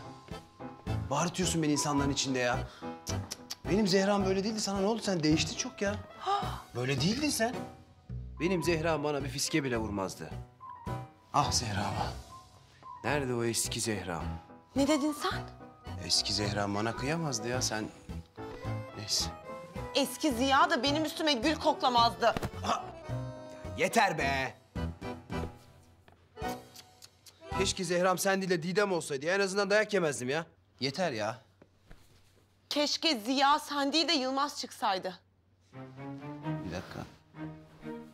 Ne dedin sen? En azından Yılmaz bana sadık kalırdı. Bak Zehra çok ileri gidiyorsun. Senin için hiç iyi olmayacak. Ya çok korktum. Ne yapacaksın? Tutuklayacağım seni. Ay kendini polis sanıyor hala. Garibim. Polisim ben Murat komiser. Bak kertenkele beni kızdırma. Seni gider Yılmaz'a ihbar ederim. Bak maskeli kız benim canımı sıkma gider seni Yılmaz'a ihbar ederim ha. Ha demek öyle. Öyle tabii. Bunlar hala ne konuşuyorlar ya? Ne bileyim Didem. Ben şimdi gidip ikimizi de Yılmaz'a ihbar edeyim de bakayım hangimizi tutuklayacak ha? Ya yapamayacağın şeyleri söyleyip de güldürme beni. Hadi git. Sen şimdi görürsün gününü. Hadi git bakalım. Zehra. Yılmaz, ben sana çok önemli bir ihbarda bulunmak istiyorum. İhbar mı? Zeynep ne yapıyorsun çıldırdın mı? Kertenkele var ya, hani şu İstanbul gecelerinin iflah olmaz çapkını. Evet. Çapkın, profesyonel bir suçlu. Ve ben onu ellerimle yakalayıp adalete teslim edeceğim. İhbar nedir? Bu çapkın adam var ya, bu çapkın adam. Zeynep. Sence, Evet. sence Zehra'yı aldatıyor mudur? Ne? Hayır asla. Yani tamam kertenkele suçlu olabilir fakat Zehra'yı aldattığını sanmıyorum yani. Aldatmıyordur. Yılmaz, senin burada ne olduğu hakkında bir fikrin var mı? Ya sen sus ya, sinsi. Bilmediğin şeyleri sokma burnuna. Ay, bu kadın çok kaba. Biz aynı dilden konuşamıyoruz maalesef. Yılmaz. Zeynep'e söyler misin? Kertenkele Zehra'yı hiçbir zaman aldatmadı. Hatta arkasını dönüp bakmadı bile hiçbir kıza. Yalan söylüyorsun. Yalan söylemiyorum. Pis yalancı. Kertenkele Zehra'yı aldatıyor. Hayır aldatmıyor. Ya arkadaşlar ne oluyor burada? Hiçbir şey anlamıyorum ben ya. Kertenkele pis çapkının teki. Değil. Tamam mı? Kertenkele sadakatin adresi. Kertenkeleden nefret ediyorum. Hayır nefret etme. O senin kuzenini çok seviyor. Sevmesin kuzenimi. Sevsin kuzenini. Ya Zeynep, Murat ne oluyor abi? Kertenkele yüzünden burada kavga ediyorsunuz ya. Ya Zeynepciğim, kuzenini üzen o sahtekarı yakalayacağım, adalete teslim edeceğim. Bunu bir kenara koyalım. Şimdi senin ihbarın ne? Onu söyle bana. Kertenkeleyle mi ilgili bir durum? İhbar mı? İhbar canım. İhbar? Şey...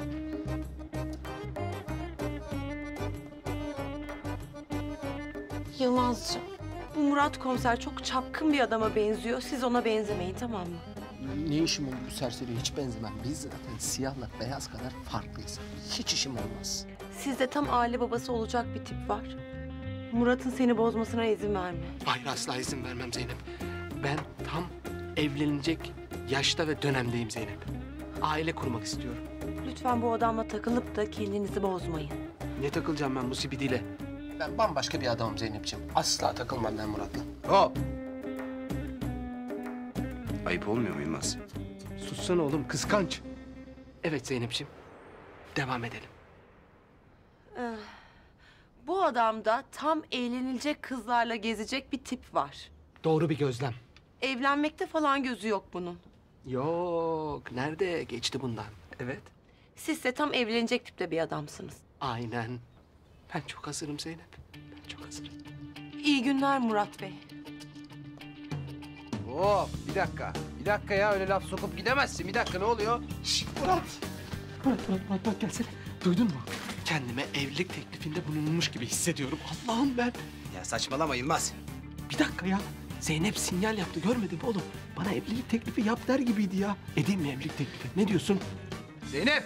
Yılmaz otur şuraya, otur şuraya. Geleceğim. Zeynep bana sinyal yaptı. Yani evlenme teklif etti. Yanlış mı duydum? Doğru. Evlenme teklif etmeliyim. Ay çok mutluyum. Çeyizin benden. Tamam. Hicabi, ya ben çok mutluyum. Zehra yaşıyormuş. Umarım yakında görürüm onu. Çok özledim. İnşallah Gizem. İnşallah Ziya hocam da Zehra'sına kavuşur. Hicabi, hani şu geçen baktığımız ev vardı ya. Bence o evi tutalım biz. Çünkü sizinkiler iç güveysi olmanı istemiyor. Benimkiler de sizde kalmama izin vermez. ev güzeldi de. Tutalım mı, ne diyorsun? Tamam tutalım. Sen iste, ben seninle her yerde yaşarım. Yeter ki sen ol. Ay romantik bıdığım benim. Biliyordum böyle diyeceğini.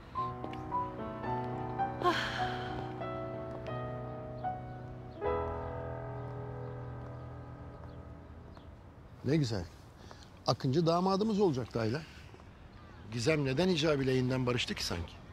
Akıncı bizim damadımız olmasın Kadir. Olmasın yani. Nasıl olmasın? Akıncı benim damadım, Akıncı benim damadım diye dört dönen sen değil miydin karıcığım? Ay lütfen üzerime gelme Kadir. Ay lütfen. Tamam karıcığım, peki. Gelmem. Ben arkadaşlarla buluşmaya gidiyorum. Akşama görüşürüz, tamam? Görüşürüz.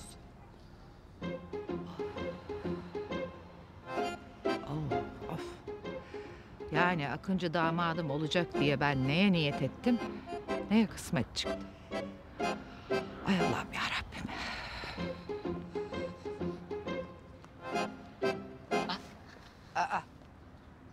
Gizem, sen ne arıyorsun çocuğum burada? Akıncı damadına ev bakıyoruz anneciğim. Ev mi bakıyorsunuz? Hı hı.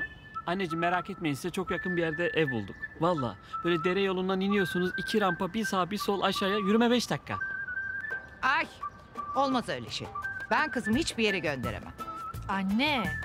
Bak, eğer Gizem'le evlenmek istiyorsan çocuğu, iç güveysi olarak sen de gelir bize yerleşirsin. Tamam anneciğim, gelirim. Hicabi, sizinkiler ne der? Bizimkiler ne diyecek bıdığım? Aynı mahalle zaten, bir şey olmaz. Ay Gizem, çocuğum biraz alışverişe çıkalım. Benim kafam kazan gibi, böyle biraz rahatlamaya ihtiyacım var. Bir dakika anneciğim, önce Hicabi'den izin almam gerek. Bir dakika. Ne demek Hicabi'den izin almam gerek? Hicabi, anneciğimle alışverişe çıkabilir miyim? Estağfurullah Gizemciğim. Anacığım ne derse o, canım ana. Hicabi, sana sordum. İzin veriyor musun? Tamam Gizemciğim, gidebilirsin bıdığım. Niye bağırıyorsun ki? Ay canım benim ya. Anneciğim, ya Hicabi'den çok anlayışlı bir koca olur değil mi? Ne demezsin. Ay hadi yürü gidelim. Hadi kızım, hadi.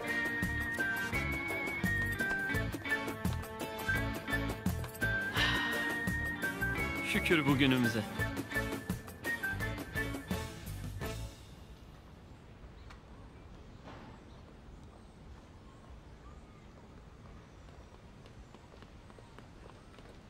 Zehra! Bırak kolumu. Ya neden böyle yapıyorsun ha? Tam birbirimize kavuştuk derken neden böyle yapıyorsun? Pis çapkın. Çapkın mı? Çapkın değilim ben. Didem girdi koluma. Ben o kolu kırarım.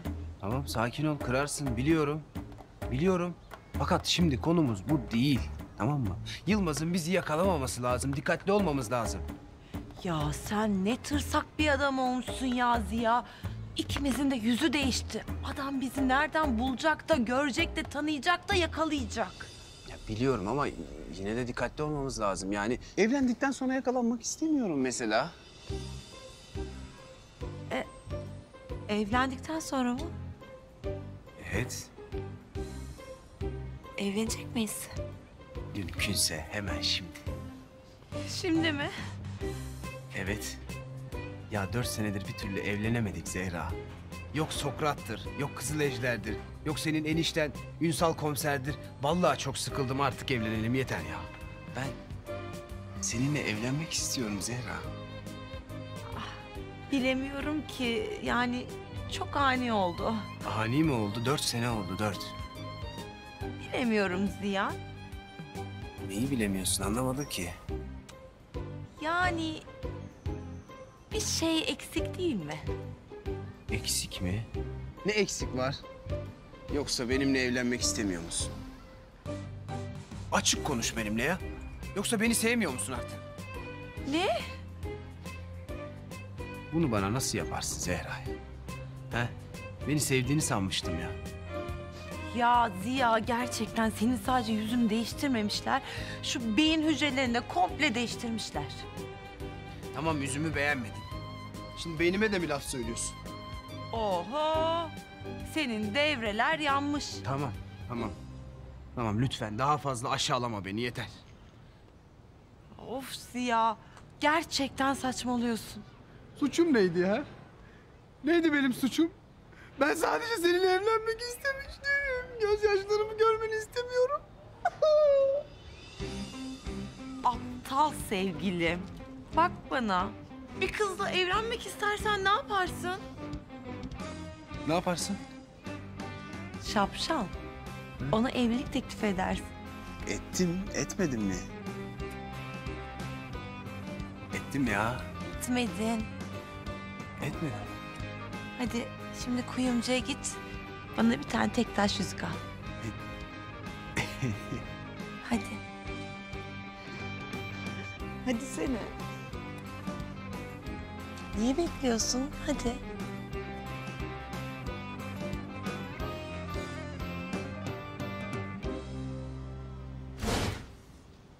Zehra'm.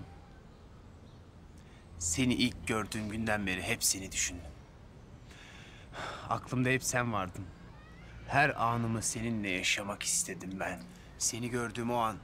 Yahu sadede gel uzatma işte. Formaliteden bir teklif edeceksin. Cevabı da belli zaten. Ya bu Zehra böyle değildi. Ne oldu buna? Ben anlamadım ki. Benim Zehra'm değil bu ya. Hadi Ziya. Peki. İyi günde, kötü günde. Hastalıkta, sağlıkta. Öf Ziya. Of tamam be. Hayret bir şeysin ha. Benimle evlenir misin Zehra?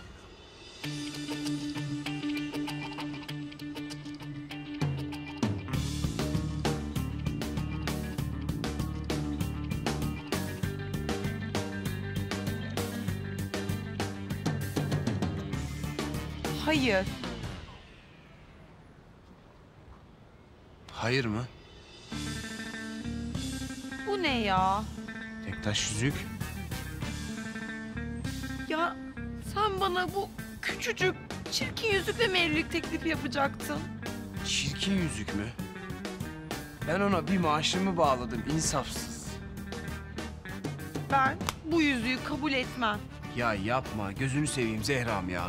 Kendin demedin mi şu formaliteyi hemen hızlı geçelim, evlenelim çabuk diye? Ya sen tek taşa nasıl formalite dersin ha? Ya şu soru beynimi çok kemirdi ya. Hocamı bulup hemen sormam lazım. Allah Allah. Neydi ki ya? Ben anlamam. Git bana büyük bir taş al. Zehra ben nereden bulacağım şimdi taşı ya? Niye böyle yapıyorsun? Ya bana ne, nereden bulursan bul. Git müzeye oradan al. Aha. Allah karşıma çıkardı hocam. Çok şükür. Çalayım mı? Onu mu istiyorsun illa? Hırsızlık mı yapayım? Al, çal ama bana daha büyük bir taş getir. Allah'ım kafayı yiyeceğim ben. Ne yapacağım ben bu kızla ya? Hocam bir sorun var da. Hicabi. Ya ne olursun kurtar beni bu durumdan. Bir sorun mu var hocam? Hicabi. Hanımefendiye sorar mısın? Bir kızın tektaş yüzüğü beğenmeyip de evlilik teklifini reddetmesi caiz midir değil midir? Caizdir. Değildir. Caizdir. Hicabi, lütfen şu Ziya Hoca'ya sorar mısın sen?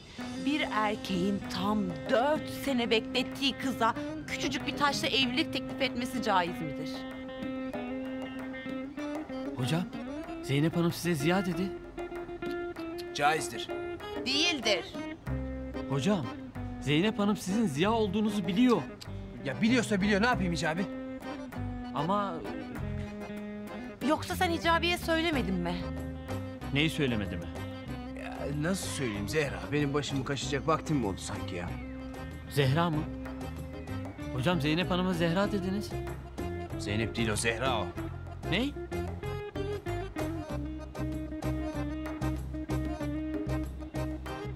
Ya bak gördün mü? Hicabi bile seni tanımadı. Karakterin değişmiş senin. Sen taktın tek taş ya. Ben anlamadım ki seni. Sen ne oldu sana böyle? Ah Hicabi, asıl senin bu Ziya Hocan bir değişmiş sorma. Ah Hicabi, sabahtan beri çektiklerimi bir bilsen var ya. Vallahi acırdın bana. Şuracıkta ağlardık, gözyaşları içinde kalırdık. Ben anlamam. Akşama bana daha büyük, daha güzel bir tek taş buluyorsun.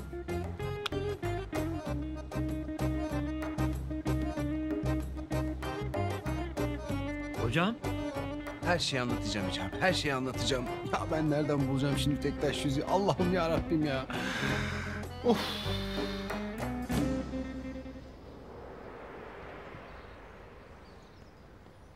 Semih! Ne haber? Yani iyi komiserim, iyiyim yani. Gayet iyiyim yani. Bırak lan. Betim benzin atmış. Korktun değil mi?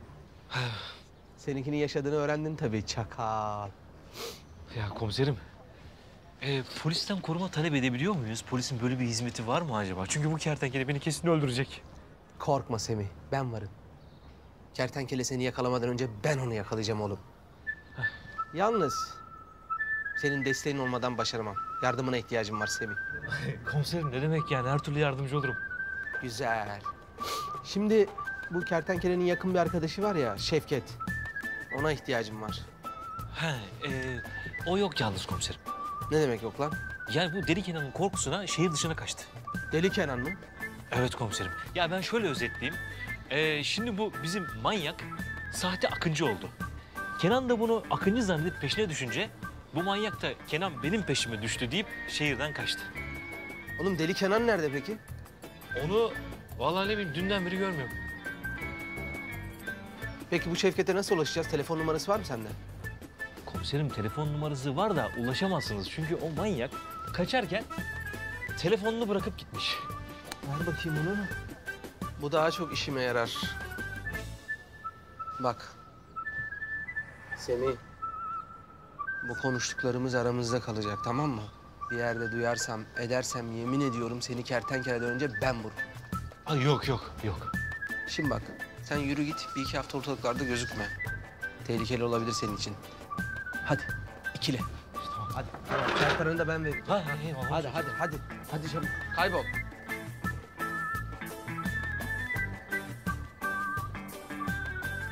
Kertenkele kardeşim. Ulan kertenkele. Seni Murat'tan önce ben yakalayacağım. Sonra da Zeynep'in karşısına çıkacağım. Şöyle bir kahraman gibi Zeynep benimle evlenir misin diyeceğim.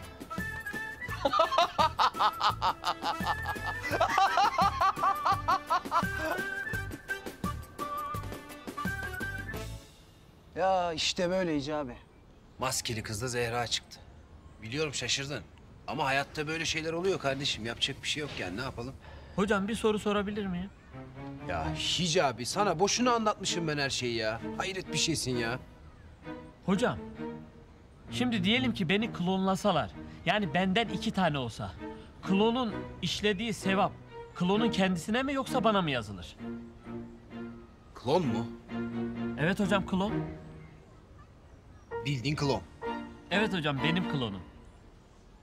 Yahu bir tanesine cevap yetiştiremiyoruz. Bunun bir de klonu olsa ayvayı tam yeriz.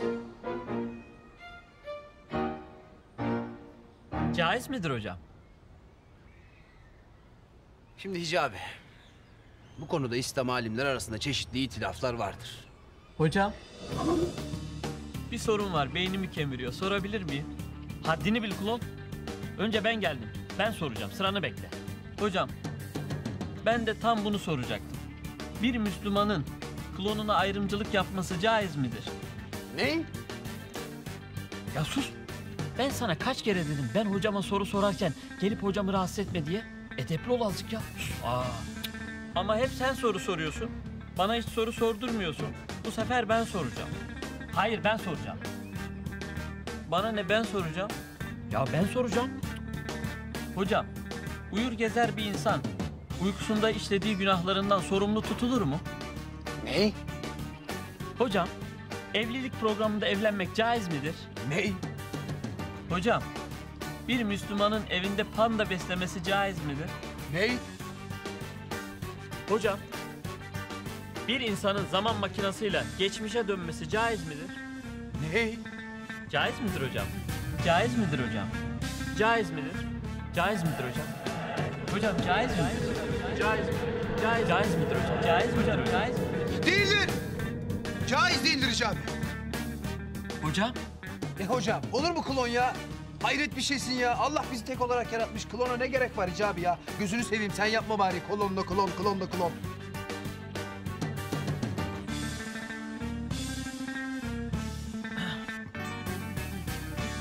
klonlanmak caiz değildir. Her insanın işlediği sevap da, günah da kendisine yazılır. Maşallah, zehir gibi ya.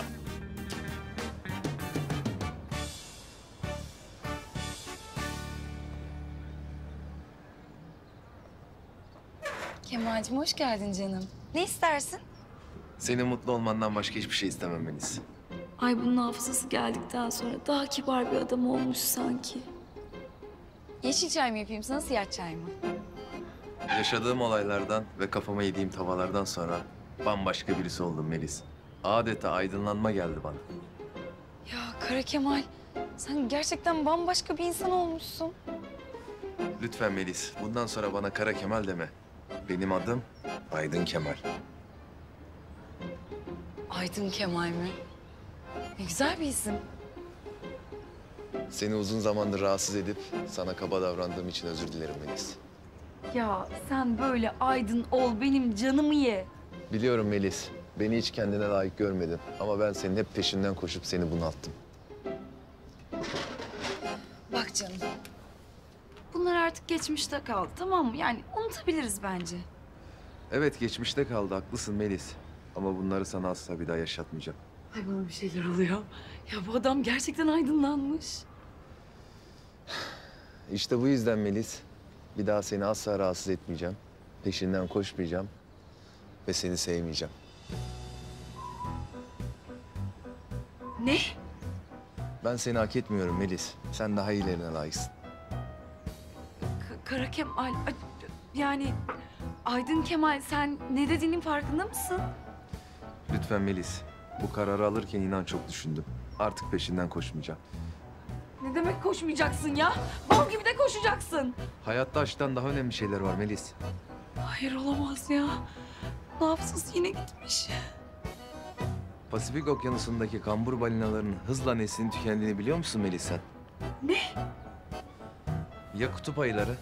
Kutup ayılarının nesli hızla tükeniyor Melis. Kutup ayısız bir dünyada aşkın ne önemi var Melis? Ya sen ne saçmalıyorsun Kara Kemal? Kendine gel. Bak sen Kara Kemal'sin, tamam mı? Aydın Kemal falan değilsin. Unut Aydın Kemal'i. Yağmur ormanlarındaki ağaçlar hızla tükeniyor Melis. Ya küresel ısınma dünyayı her geçen gün daha da çok etkiliyor. Ay yeter, sus artık ya. Ya denizdeki planktonlar her geçen gün daha da çok azalıyor. Ya planktonlar olmazsa balıklar ne yiyecek? Ha, hiç bunu düşündün mü Melis? Ya yeter, sus artık. Ya lütfen yalvarıyorum sana, kendine gel. Sen Kara Kemal'sin, Aydın Kemal falan değilsin lütfen. Ya ben Kara Kemal'i geri istiyorum. Dünyamızı daha çok yaşanılabilir bir hale getirmeliyiz Melis. Bunun için de daha az karbonlu ürünler üretmeliyiz. Doğaya daha az atık bırakmalıyız ve sürdürülebilir enerji kaynakları üretmeliyiz Melis. Senin şimdi düşük karbonla başlayacağım ben. Al sana düşük karbon. Ekolojik dengeyi korumak için daha az üretip daha çok... Sen Kara Kemal'sin, kendine gel. Dişlerimizi fırçalarken suyu asla açık bırakmamalıyız. Işığı kapatmadan odadan çıkmamalıyız. Yeter ya, yeter, yeter, yeter. Ay kız abimi öldürecek Melis, dur. Ya dur sana. Ya bırakın beni. Melis sen Kara Kemal'sin. Kendine gel. Sakin olur musun Melis? Bırakın diyor. Melis sakin ol. Dünyayı daha güzel bir hale getirmek için şiddete hayır demeliyiz.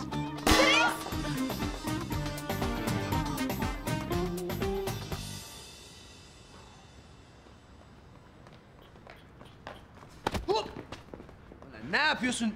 Ne bu telaş ya? Komiserim, kertenkele hayattaymış. Hayati tehlike altındayım. Ben buralarda daha fazla kalamam ya. Ulan çakal Semih seni. Evet. Bence sen buralarda daha fazla kalma. Kertenkele seni yakalarsa sonun iyi olmaz söyleyeyim. Ya öyle deme, öyle demeyin komiserim ya. Öyle ama. Reis, Şevket'i gördün mü? Sabahtan beri ortalarda yok. Ha Şevket, o deli Kenan'ın korkusuna şehirden kaçtı. Kaçtı mı? Hadi kaçtım ben. Ulan Şevket, ne tırsak adamsın sen ya. Dur ben bunu bir arayayım bakayım neredeymiş. Şevket'i ara.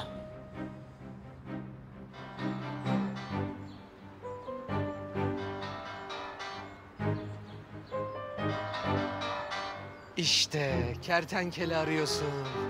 Ulan sana akşama var ya büyük sürprizlerim var çakal. İlk önce seni yakalayacağım. Sonra gidip Zeynep'e evlenme teklif edeceğim.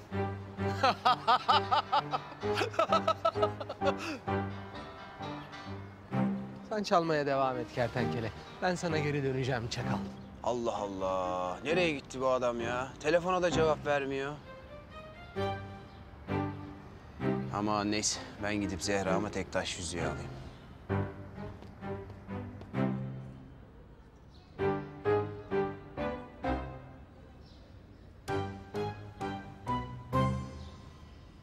Bismillahirrahmanirrahim. Sevgili kardeşlerim, bir Müslüman olarak en büyük gayemiz Allah'ın rızasını kazanmak olmalıdır.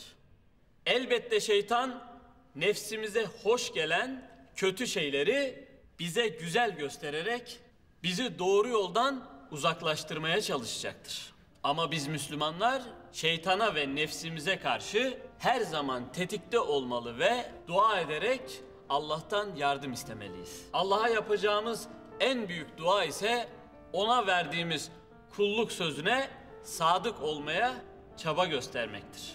Evet sevgili kardeşlerim, biz aciz kullar için Allah'a sadık olma konusunda en güzel örneklerden biri Hazreti Ebubekir'in hayatıdır. Bugün sizlere Allahu Teala'ya ve Resulüne sadakati ve koşulsuz teslimiyeti sayesinde Sıddık lakabını almış olan Hazreti Ebubekir'i anlatmaya çalışacağım. Hazreti Ebubekir ile Peygamber Efendimiz arasında çocukluklarından beri çok güçlü bir dostluk vardı.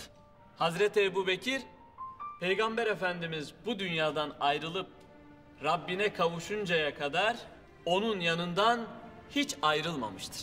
Peygamber Efendimizin en sevgili dostu, en büyük destekçisiydi. İslamiyet öncesinde o da Peygamber Efendimiz gibi cahiliye inanışlarına karşıydı ve putlara hiç tapmamıştı.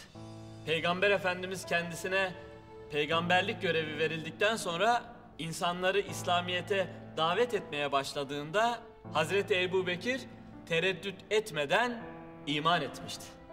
O Hazreti Hatice validemizden sonra ilk iman eden kişidir. Ve hiç kimsenin Müslüman oluşu Peygamber Efendimiz'i onun Müslüman oluşu kadar sevindirmemiştir. Peygamber Efendimiz Hazreti Ebubekir dışında İslam'ı kime arz ettiysem mutlaka bir tereddüt yaşadı. Ancak o hiç tereddüt etmedi buyurmuşlardır. Hazreti Ebubekir Müslüman olduktan sonra bütün varlığı ile İslamiyet'e hizmet etmiş, insanların hidayetine vesile olmak için çabalamıştır. Mekke'nin en zengin tüccarlarından biri olan Hazreti Ebubekir, bütün servetini İslam uğrunda harcamış, mal varlığının büyük bir kısmını Müslüman kölelerin baskı ve zulümden kurtulup hürriyetlerine kavuşmaları için fidye olarak vermiştir. Başta Hazreti Bilal olmak üzere birçok sahabeyi yüksek bedeller ödeyerek esaretten kurtarmıştır. Peygamber Efendimizin sohbetinden en çok istifade eden Hazreti Ebubekir'di. Ve bu sayede Hazreti Ebubekir'in İslam'ı yaşayışı bambaşka olmuştur. Bütün varlığıyla İslam'ın insanlar arasında yayılmasına çabalıyordu. Peygamber Efendimiz insanları İslamiyet'e davet ederken Hazreti Ebubekir her zaman yanı başındaydı ve Efendimizin çektiği eziyetlere o da ortak oluyordu.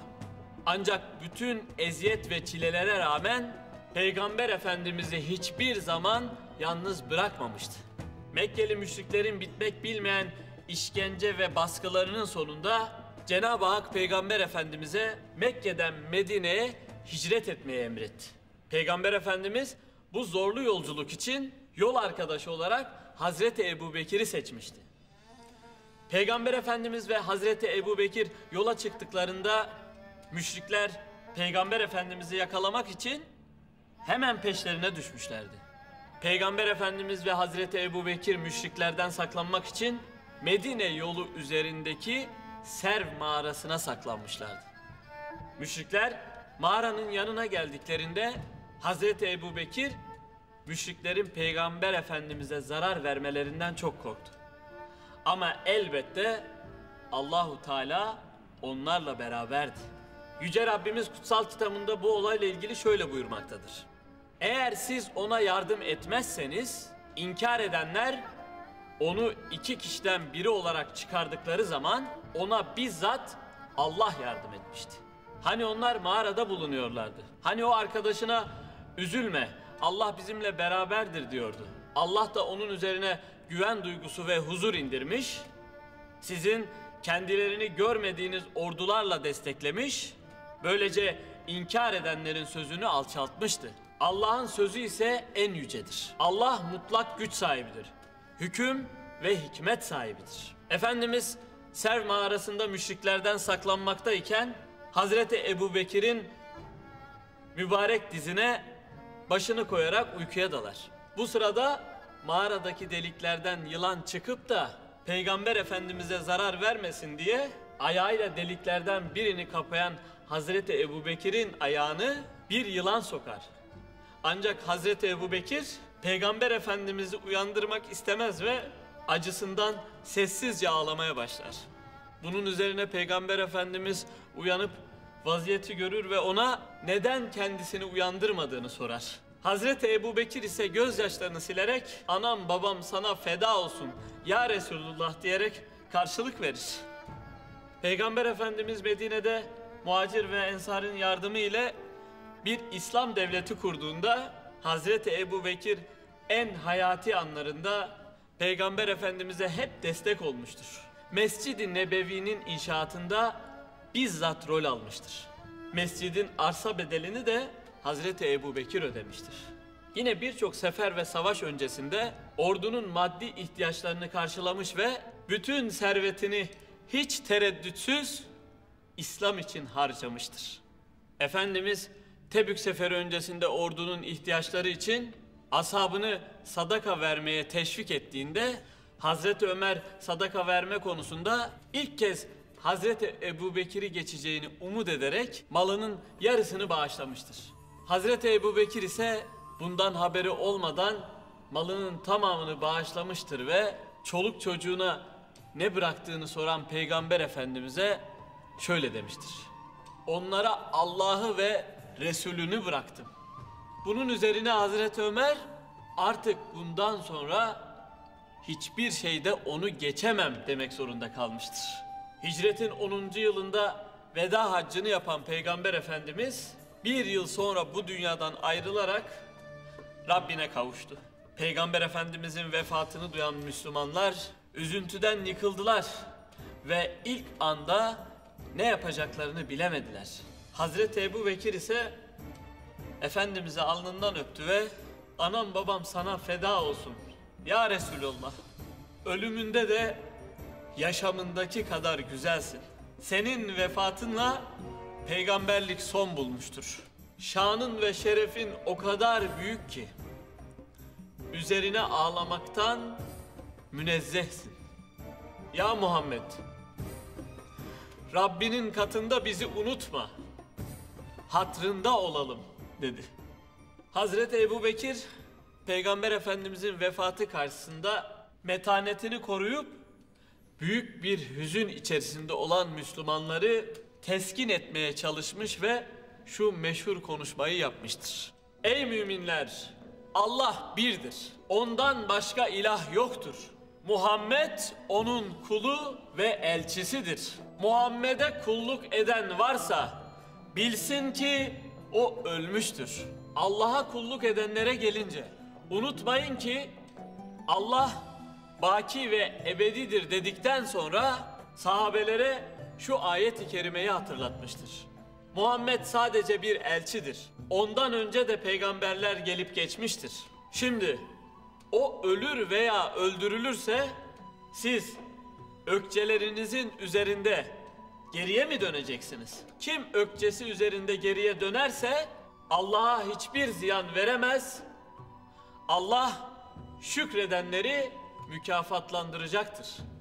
Hazreti Ebubekir konuşmasının devamında sahabelere Allah'ın kitabı ve Resulullah'ın sünnetine sarılan doğruyu bulur o ikisinin arasını ayıran sapıtır. Şeytan, peygamberimizin vefatıyla sizi aldatmasın. Dininizden saptırmasın. Şeytanın size ulaşmasına fırsat vermeyiniz diye hitap etmiştir. Peygamber Efendimizin vefatından sonra Hazreti Ebubekir halife seçilmiştir. 2 sene 3 ay gibi kısa bir süreliğine halifelik yapmasına rağmen İslam devletinin sınırlarını Irak ve Suriye'ye kadar genişletmiştir. Ayrıca fetihler sırasında hafızların bir şehit olmasından sonra Hazreti Ebubekir Kur'an ayetlerini bir araya getirip Kur'an-ı Kerim'i kitap haline getirmiştir. Hazreti Ebubekir yakalandığı bir hastalık sebebiyle 63 yaşında vefat etmiştir ve vasiyeti üzere Peygamber Efendimizin yanına defnedilmiştir. Yine vasiyeti üzerine tüm serveti satılarak İslam devletine bırakılmıştır. Hazreti Ebubekir Sıddık servetini Allah yolunda harcamış ve kendisi çok sade bir hayat yaşayarak daima Allah'a ve Resulüne sadık kalmıştır. Allahu Teala Hazreti Ebubekir'e bahşetmiş olduğu bu üstün kulluk hasletini bizlere de nasip eylesin inşallah.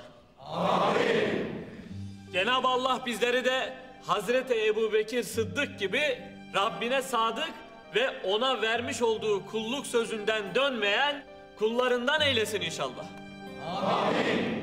Sevgili kardeşlerim, hak batıl mücadelesi kıyamete kadar devam edecektir. Yüce Rabbimiz bu mücadelede biz Müslümanlara hak yolunda yaşamayı, hak yolunda ölmeyi nasip eylesin inşallah. Amin.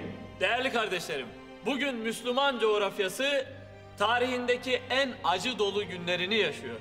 Karanlık dış güçler Müslümanları Müslümanlara kırdırmak ve İslam coğrafyasını kana boğmak için en alçakça planlarını yapıyorlar. Yüce Rabbimiz dünyayı fesada boğan şer güçlerin planlarını başlarına geçirsin inşallah. Amin. Sevgili kardeşlerim, zor zamanlardan geçtiğimiz bu dönemde ülkemiz ve milletimiz bu dış odaklı şer güçlerin hedefi durumundadır. Yüce Rabbimiz asırlar boyunca İslam'ın bayraktarlığını yapmış olan milletimizi ve ülkemizi bu zalimlerden korusun inşallah. Amin. Cenab-ı Hak ülkemize, milletimizin huzuruna, milli birlik ve beraberliğimize göz diken hainlere fırsat vermesin inşallah. Amin. Allah, hak batıl mücadelesinde şer odaklarına karşı canını ortaya koyan, ülkesinin ve milletinin bekası için şehit olan tüm kardeşlerimize rahmet eylesin. Amin. Yüce Rabbimiz bu şehitler için Kur'an-ı Kerim'de şöyle buyurmuştur. Allah yolunda öldürülenlere ölüler demeyin. Hayır, onlar diridirler. Ancak siz bunu bilemezsiniz. Tüm şehit olmuş kardeşlerimizin ruhu için El Fatiha.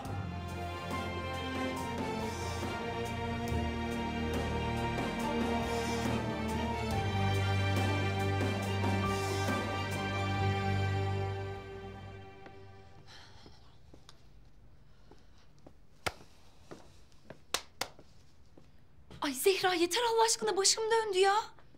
Hele bana istediğim gibi bir yüzük almasın. Bak ona günü nasıl gösteriyorum ben. Zehra sen iyi misin Allah aşkına? Yılmaz komiser senin peşindeyken sen hala tek taş yüzük mü düşünüyorsun? Melis, orada olup o yüzüğü görseydin beni anlardın. Sıkıysa bana istediğim gibi kocaman taşlı bir yüzük almasın. Pes. Ah Zehra'm ah, yaktın beni be. Taktın tek taş yüzüğe ya. Hayret bir şeysin ya. 1 yıllık maaşımı ipotek ettirdin bana ya. Sen böyle değildin. Ne oldu sana, ben anlamadım ki. Allah'ım ya Rabbim, Yılmaz bizim peşimizde. Sen taktın tek taş yüzükte yüzük. Yüzükte yüzük ya. Canım hocam.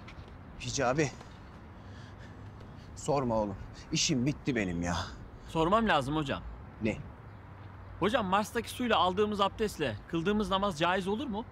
Ney? Mars'taki su hocam. Mars'ta su mu var ki abdest alıp namaz kılasın ya? Varmış hocam, öyle diyorlar. Ah Hicabi, senden kaçış yok belli. Caiz midir hocam? Caiz değildir Hicabi. Çünkü Mars'taki su Marslılara aittir. Bırak adamlar o suyla abdestini alıp namazını kılsınlar ya. Peki hocam, Marslılar gerçekten var mıdır? Şimdi Hicabi, bu konuda Amerikalı bilim adamları ile Türk bilim adamları arasında çeşitli itilaflar vardır. Yani Amerikalı bilim adamları Mars'taki uzaylıların dünyayı istila edeceğine inanırken Türk bilim adamları ise Mars'ta dost uzaylıların yaşadığına inanırlar. Peki sizce Marslılar Müslüman mıdır hocam? Ah Hicabi, nereden buluyorsun sen bu soruları ya? Hicabi, bu konuda İslam alimler arasında çeşitli itilaflar vardır. Kimi Müslüman alimler... Peki hocam, Cenab-ı Hak uzaylılara da peygamberler göndermiş midir? Vallahi Hicabi inşallah göndermiştir. Yoksa bu uzaylılar Allah korkusu olmadan dünyaya gelirlerse ayvayı yediğimizin resmidir.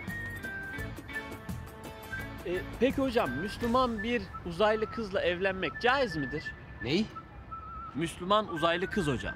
Ne oldu Hicabi? Uzaylı kızı görünce hemen gizemi bıraktım bakıyorum. Olur mu öyle şey hocam? Tövbe tövbe. Ben Gizem'i seviyorum. Uzaylı bütün Müslüman kızlar dünya ahiret kardeşimdir. Bir dakika. Yoksa bu Gizem uzaylı mı, ondan mı soruyorsun sen bu soruyu? Tamam. Diyelim ki Gizem uzaylı. Ki Müslüman zaten. Evlen Hicabi. Caizdir. Evlen. Hadi eyvallah. Müslüman bir uzaylı kızla evlenmek caizdir. Maşallah canım hocama. Ya karada, denizde, havada hiç teklemeden bütün sorularımı cevapladı ya. Bu nasıl bir zeka? Bu nasıl zehir bir zeka ya? Maşallah. Nerede kaldı bu adam ya? Tek taş almak bu kadar mı zor? Ay. Ziya. Kertenkele. Kara Faruk. Ahmet Şimşek. Kim o zaman ya? Tek taşımı aldı mı Murat komiser? Almadın mı? Aldın mı? Ne? Almadın mı, aldın mı?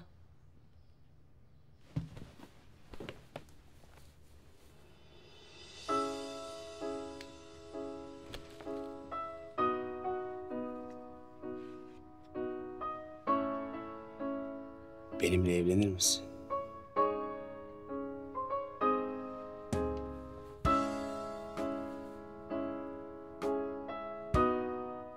Önce kutuyu aç.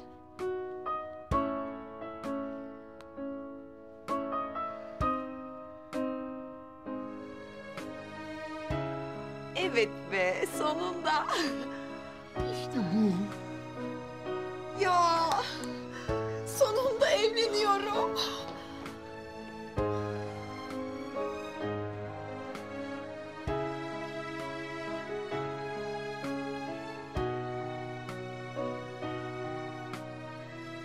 Sonunda sevgilim. Sonunda.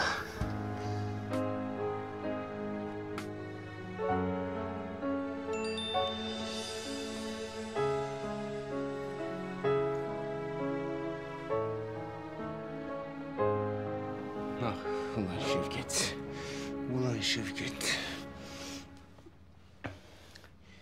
Mesaj geldi, bakmak zorundayım. Ya 2 saattir bekliyorum ben burada. Kusura bakma sevgilim. Şevket'ten mesaj aldım. Okumak zorundayım. Sonra devam edeceğiz, özür diliyorum, tamam? Kardeşim Deli Kenan beni Akıncı sanıp Efş'teki terk edilmiş depoya kaldırdı.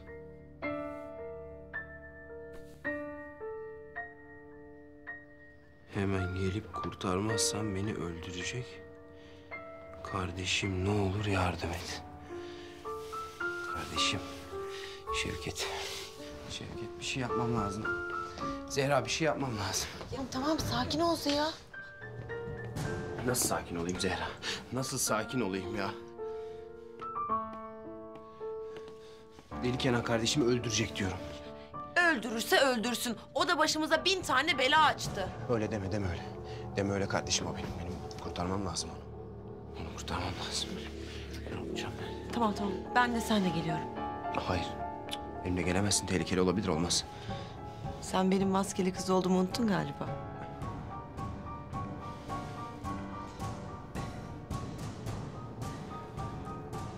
Tamam. Ama acele etmemiz lazım.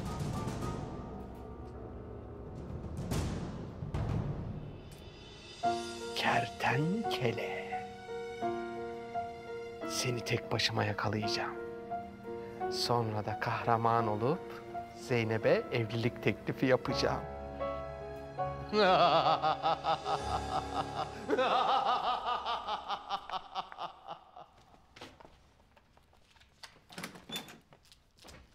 Meryem, kızım su kaynadı. Hadi çay demliyorsun. Ulan Meryem, ha bir fotoğraflar nedir? Kahraman yavuklum Akıncı'dır. Akıncı'dır, yavuklundur.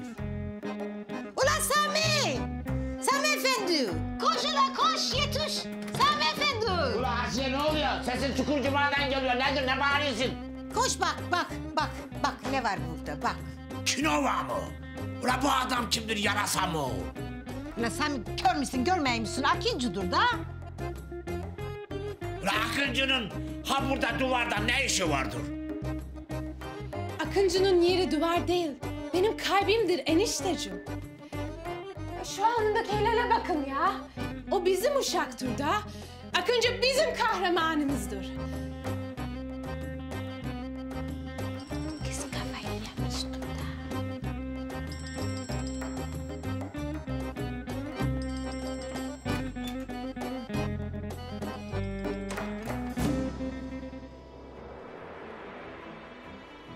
Ne? Tamam. Hemen geliyorum hocam.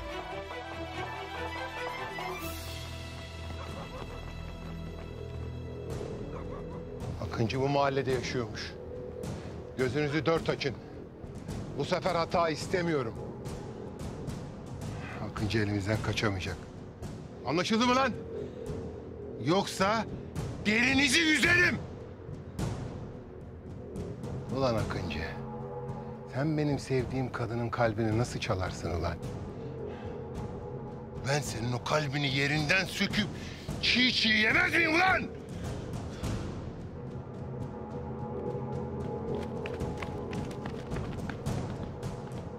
Akıncı, koşun yakalayın! Öldürmeyin onu! Onu ben kendi ellerimle geberteceğim!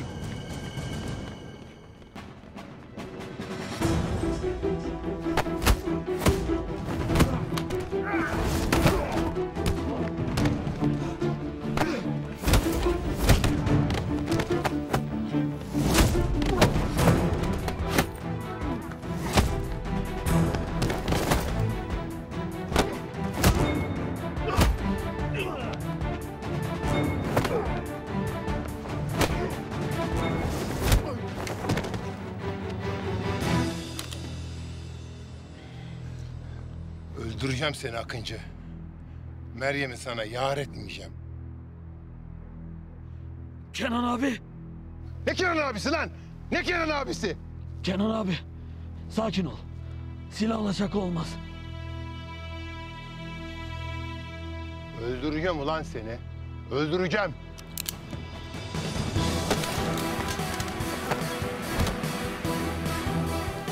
Kalkın lan! Kalkın! Oğlum kalkın ulan! Kalkın! Koşun! Düşün peşine! O Akıncı geberecek bugün!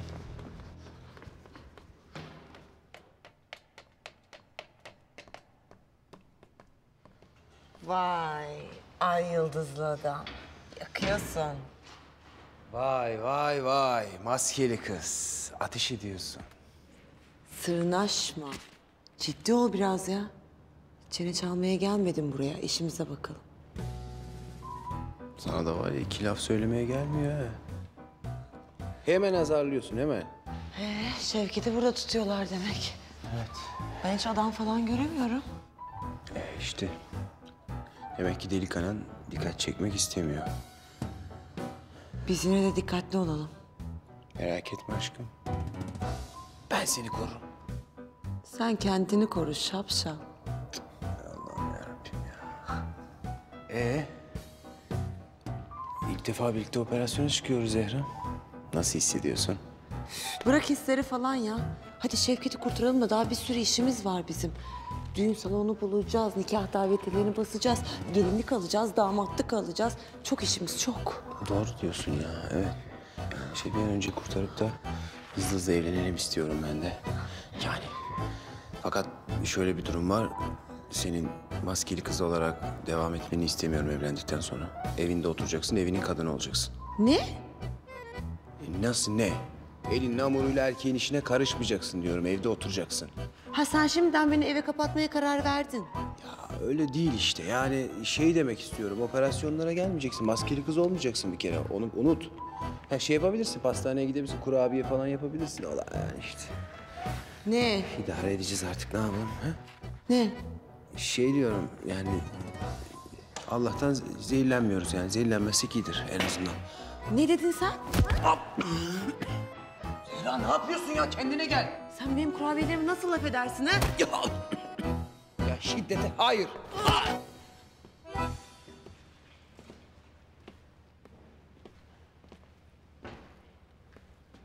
Allah Allah. Ya Ziya hocamla burada buluşacaktık ama görünmüyor ortalıkta. Nerede ki hocam? Ya Hicabi. Oğlum ne bakıyorsun? Kurtarsana, öldürecek bu kız beni ya. Durun yapmayın ya. Dur. Koskoca insanlarsınız. Ne yapıyorsunuz? Ayıp ya. Hiç yakışıyor mu ya? Ama günah ha. Ben bir şey yapmıyorum oğlum. Görmüyor musun ya? Öldürecek kız beni dövüyor. Ana. Zehra, sen niye Ziya hocamı öldürmeye çalışıyorsun? Ya bırak beni Hicabi ya. Zaten hırsımı alamadım daha. Kimse benim kurabiyelerime laf söyleyemez. Hocam hiç yakışıyor mu size? Zehra'nın kurabiyelerine laf mı söylüyorsunuz? Ne yapsaydım Hicabi? Yalan mı söyleseydim? Allah Allah. Ya! Dur maskeli kız. Ya hayır Zehra dur ya. Ne yapıyorsun? Bırak beni Hicabi. Dur. Ya siz de az sabır gösterin ama ya. Hiç yakışıyor mu size? Ben Gizem'in o kötü yemeklerine katlanıyorum da siz Zehra'nın kurabiyelerine katlanamadınız mı? Ha, şu söylediklerini Gizem'e söyleyeyim de gör gününü Hicabi. Tamam ben öyle bir şey demek istemedim ki. Zehra söyleme Gizem'e olur mu? Ya bırak ya Hicabi. Siz erkeklerin hepsi aynısınız. Ya. Bir dakika ya. Siz de adam gibi yemek yapmayı öğrenin. Biz öyle öğrendik anamızdan. Bak hala konuşuyor ya. Tamam dur sakin ol. Tamam. Ya tamam.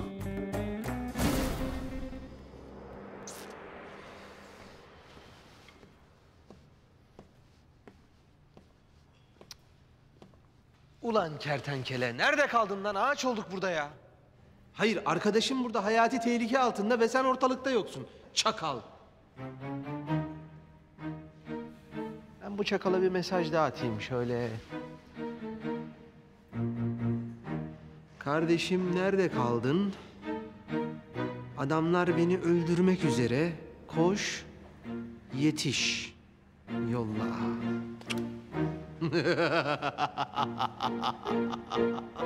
Aman! Allah Allah. Durun ama ya. Bir dakika. Kardeşim nerede kaldın? Adamlar beni öldürmek üzere, koş yetiş. Şevket, geliyorum kardeşim, geliyorum. Karanlık burası.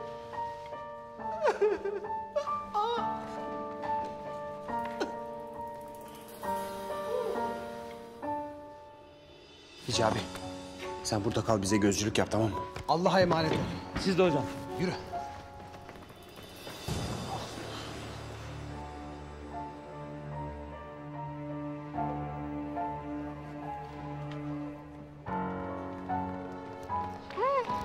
Şevket! Kurtaracağım seni. Dur! Etrafta kimse yok. Tuzak olabilir. Kardeşim o benim. Bir şey olmaz.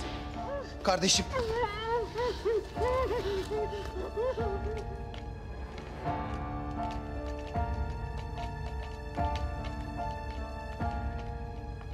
Akıncı buralarda bir yere saklanmış olabilir.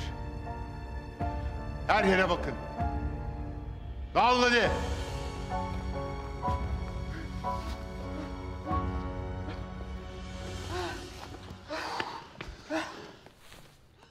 Sürpriz! Ta-ta-ta-tam! Ay yıldızlı adam yani kertenkele, maskeli kız. İkinizi de yakaladım. Şimdi elimdesiniz işte.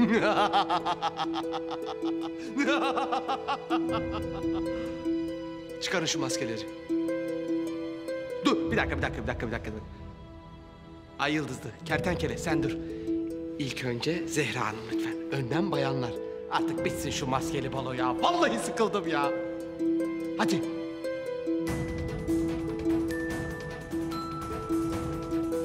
Sıkarım. Tamam. Dur. Tamam. Çıkaracağım. Hı.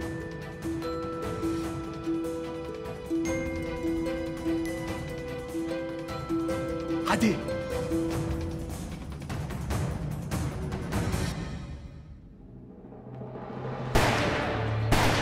Ne oluyor ya?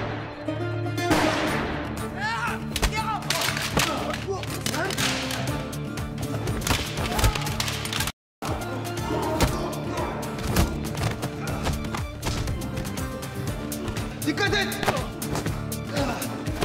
Çocuk gibi bir nasihat verme bana ya.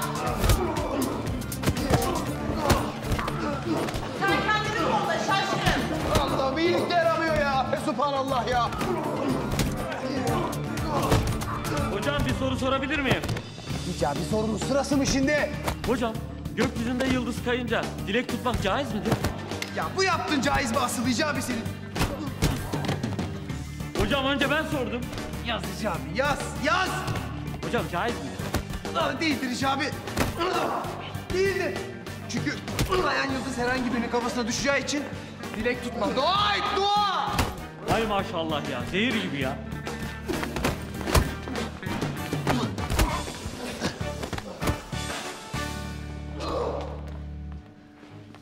Bir dakika. Ya durun artık be. Durun yeter. Kavga etmeyin ya. Akıncı!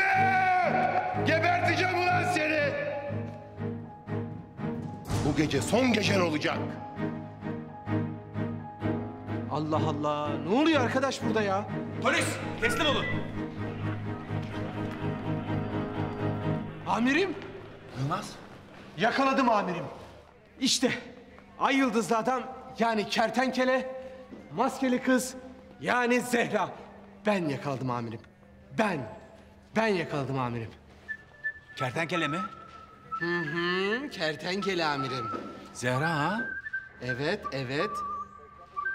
Ben yakaladım amirim, ben. Akıncı. Senin burada ne işin var evladım? Amirim ben Murat komisere yardıma geldim. Murat komiser mi? Murat komiser de nerede? Bir dakika. Murat komiserle ne ilgisi var? Amirim Murat komiser falan yok. Ben olay mahallindeydim. Bu iki şahsı anında yakaladım amirim. Ne diyorsun Yılmaz sen? Bilmiyorum.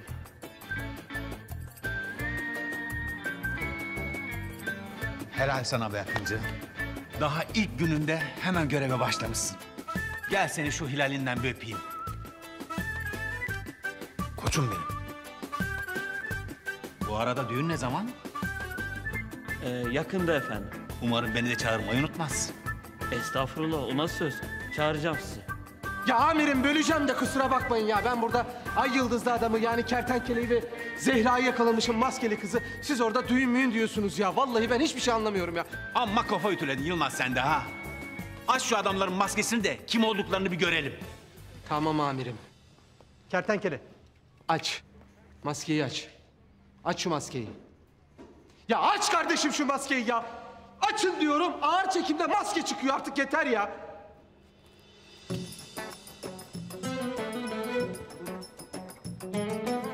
Murat? Murat? Evladım sen misin? Olaya bak ya. Murat? Biliyordum amirim. Sinsi şey seni. Senin altından bir şeyler çıkacaktı, belliydi. Bir şeyler saklıyordun sen benden. Ulan çakal. Kertenkele ha. Kuyruğunu bıraktın ama hiçbir yere kaçamadın. Çakal. Adamı böyle yakalarlar işte. Gel buraya. Kertenkele. Ver bakayım şu elini. Arkadaşım bitti. Oyun bitti. Artık adalete teslim ol. Sen şimdi inceden hapishaneye gideceksin kardeşim. Tamam mı? Bir 20 yıl verirler sana. Zeynep de bana kalacak. Anladın mı? Ben bu gece ona evlilik teklif edeceğim. Hiç kusura bakma Murat. Hiç kusura bakma. Yılmaz. O iş biraz zor. Tabii biz kertenkeleyi yakalayınca Zehra Hanım'ı unutmuşuz. Hangi iş zor canım? Havada bulut, sen Zeynep'i unut. Ya ben Zeynep'i niye unutacağım ya? Ha? Zeynep senin gibi suçlu ve tehlikeli biri olmadığı için mi? Kızcağız şu anda evinde, sen burada erkeklerle dandun kavga ediyorsun ya. Hayır. Zeynep ben olduğum için unut diyorum. Ne diyorsun ya? Ne diyor amirim bu? Ne diyor bu ya? Bunun... Kafan mı güzel senin?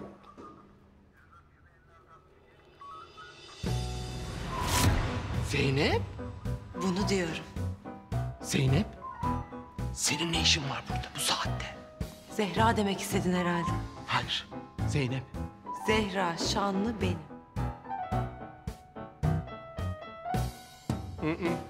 Sen Zeynep'sin. Sen Zeynep'sin. Sen Zeynep'sin ve ben sana bu gece evlilik teklifinde bulunacağım. Çok hazırım. Sen Zehra olamazsın. Olamazsın. Hayır, hayır, hayır, hayır, hayır, hayır, hayır, hayır, hayır. Sen Zeynep'sin.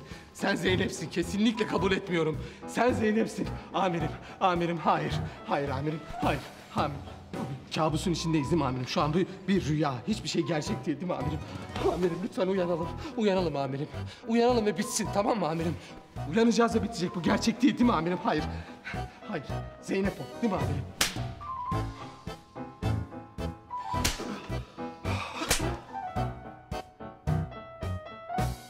Hayır.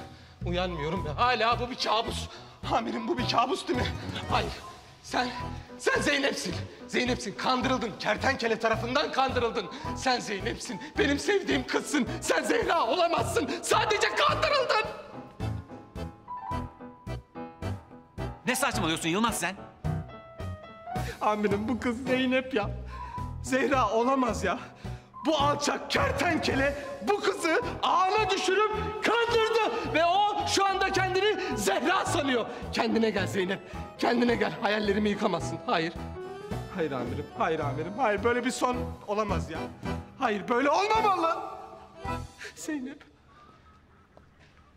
Murat, evladım bugüne kadar niye söylemedin Ay Yıldızlı adam olduğunu? Ha? Niçin gizledin benden? Ya amirim ne ay yıldızlı adamı ya. Kertenkele bu ya. Bu kertenkele. Bu da Zeynep. Zehra değil Zeynep. Ama bu kertenkele. Ben eminim en azından kertenkele amirim ya. Bak Yılmaz, eğer bir daha konuşursan seni içeri atarım ona göre. Bundan sonra benden hiçbir şey gizlemeni istemiyorum. Anlaştık mı? Peki amirim. Bundan sonra Akıncı ile birlikte çok iyi bir ikili olacağınıza inanıyorum. İnşallah amirim. Yılmaz, gel ve şu Murat komiserin kelepçelerini çöz. Ya yok anahtar bende. Anahtarı bilmiyorum. Nereye koydum ben ya? Çöz lan çabuk. Ya Rabbim. Bu bir kabus ya. Hiçbir şey gerçek gibi durmuyor çünkü. Şu an her şey çok... Allah. Amirim bu adam kertenkele. Bakın şu yaptığımız çok anormal ya. Bu adamın peşindeydik biz. Bu adam dünya kadar suç işlemedi mi ya? Ben mi yanılıyorum ya? Kertenkele diye birisi yok Yılmaz. Kertenkele 2 yıl önce öldü. Zehra Şanlı'nın da maskeli kız olduğuna dair iddialar gerçek dışı. Zehra Şanlı serbesttir. Ve bu dosya kapanmıştır çocuklar. Ya amirim bu var ya haksızlık ya. Ya hiç kimse beni sevmiyor. Ne sevgilim var, ne sevenim var, ne hediye verenim var. Hep Murat, hep Murat. Buyurun ya. Ben oynamıyorum amirim. Yılmaz. Hayır. Tek laf, tek söz duymak istemiyorum amirim. Sevilmediğim yerde durmam. Yılmaz. Sus artık.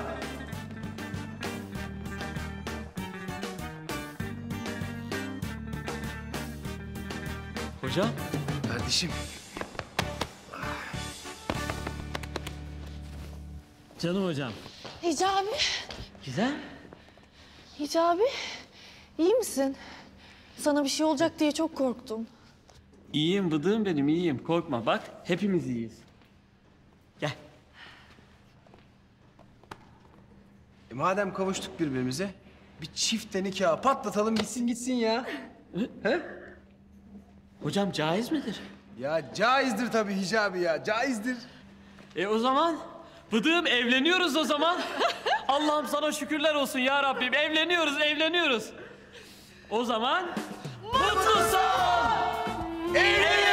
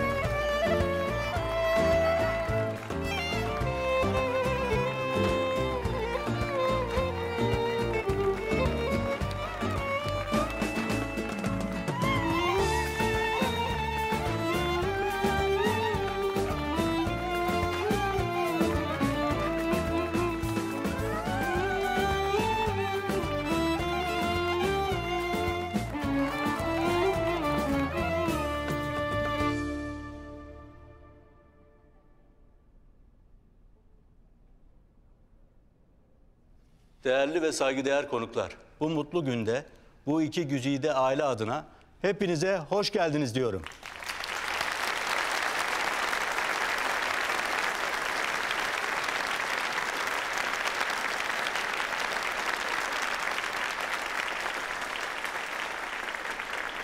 Evet, artık nikah akdine başlayabiliriz. Sayın Gizem Çakır, Hicabi Erdem'i hiç kimsenin etkisi ve baskısı altında kalmaksızın özgür iradenizle eş olarak kabul ediyor musunuz? Evet.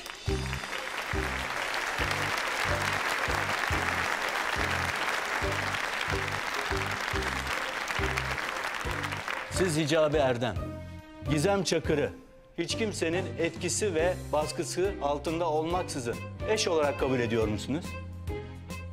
Hocam.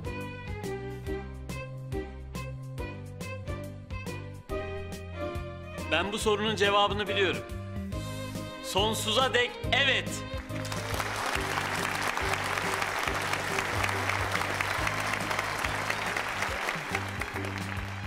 Siz Zehra Şanlı, Murat Demirkan'ı hiç kimsenin etkisi ve baskısı altında olmaksızın eş olarak kabul ediyor musunuz?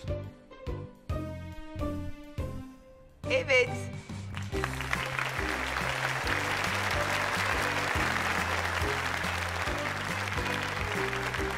Siz Murat Demirkan, Zehra Şanlı'yı hiç kimsenin etkisi ve baskısı altında olmaksızın özgür iradenizle eş olarak kabul ediyor musunuz?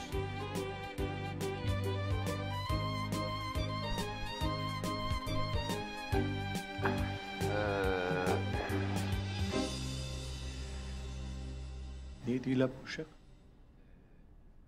Ya ne duruyorsun evet desene.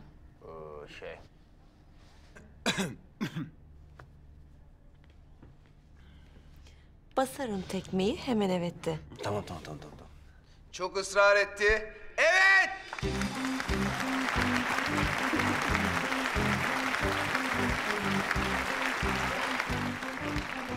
Değerli şahitlerimiz, siz de bu mutlu güne şahitlik eder misiniz? Evet. Ediyoruz. Ediyoruz. İmzalarınızı alalım.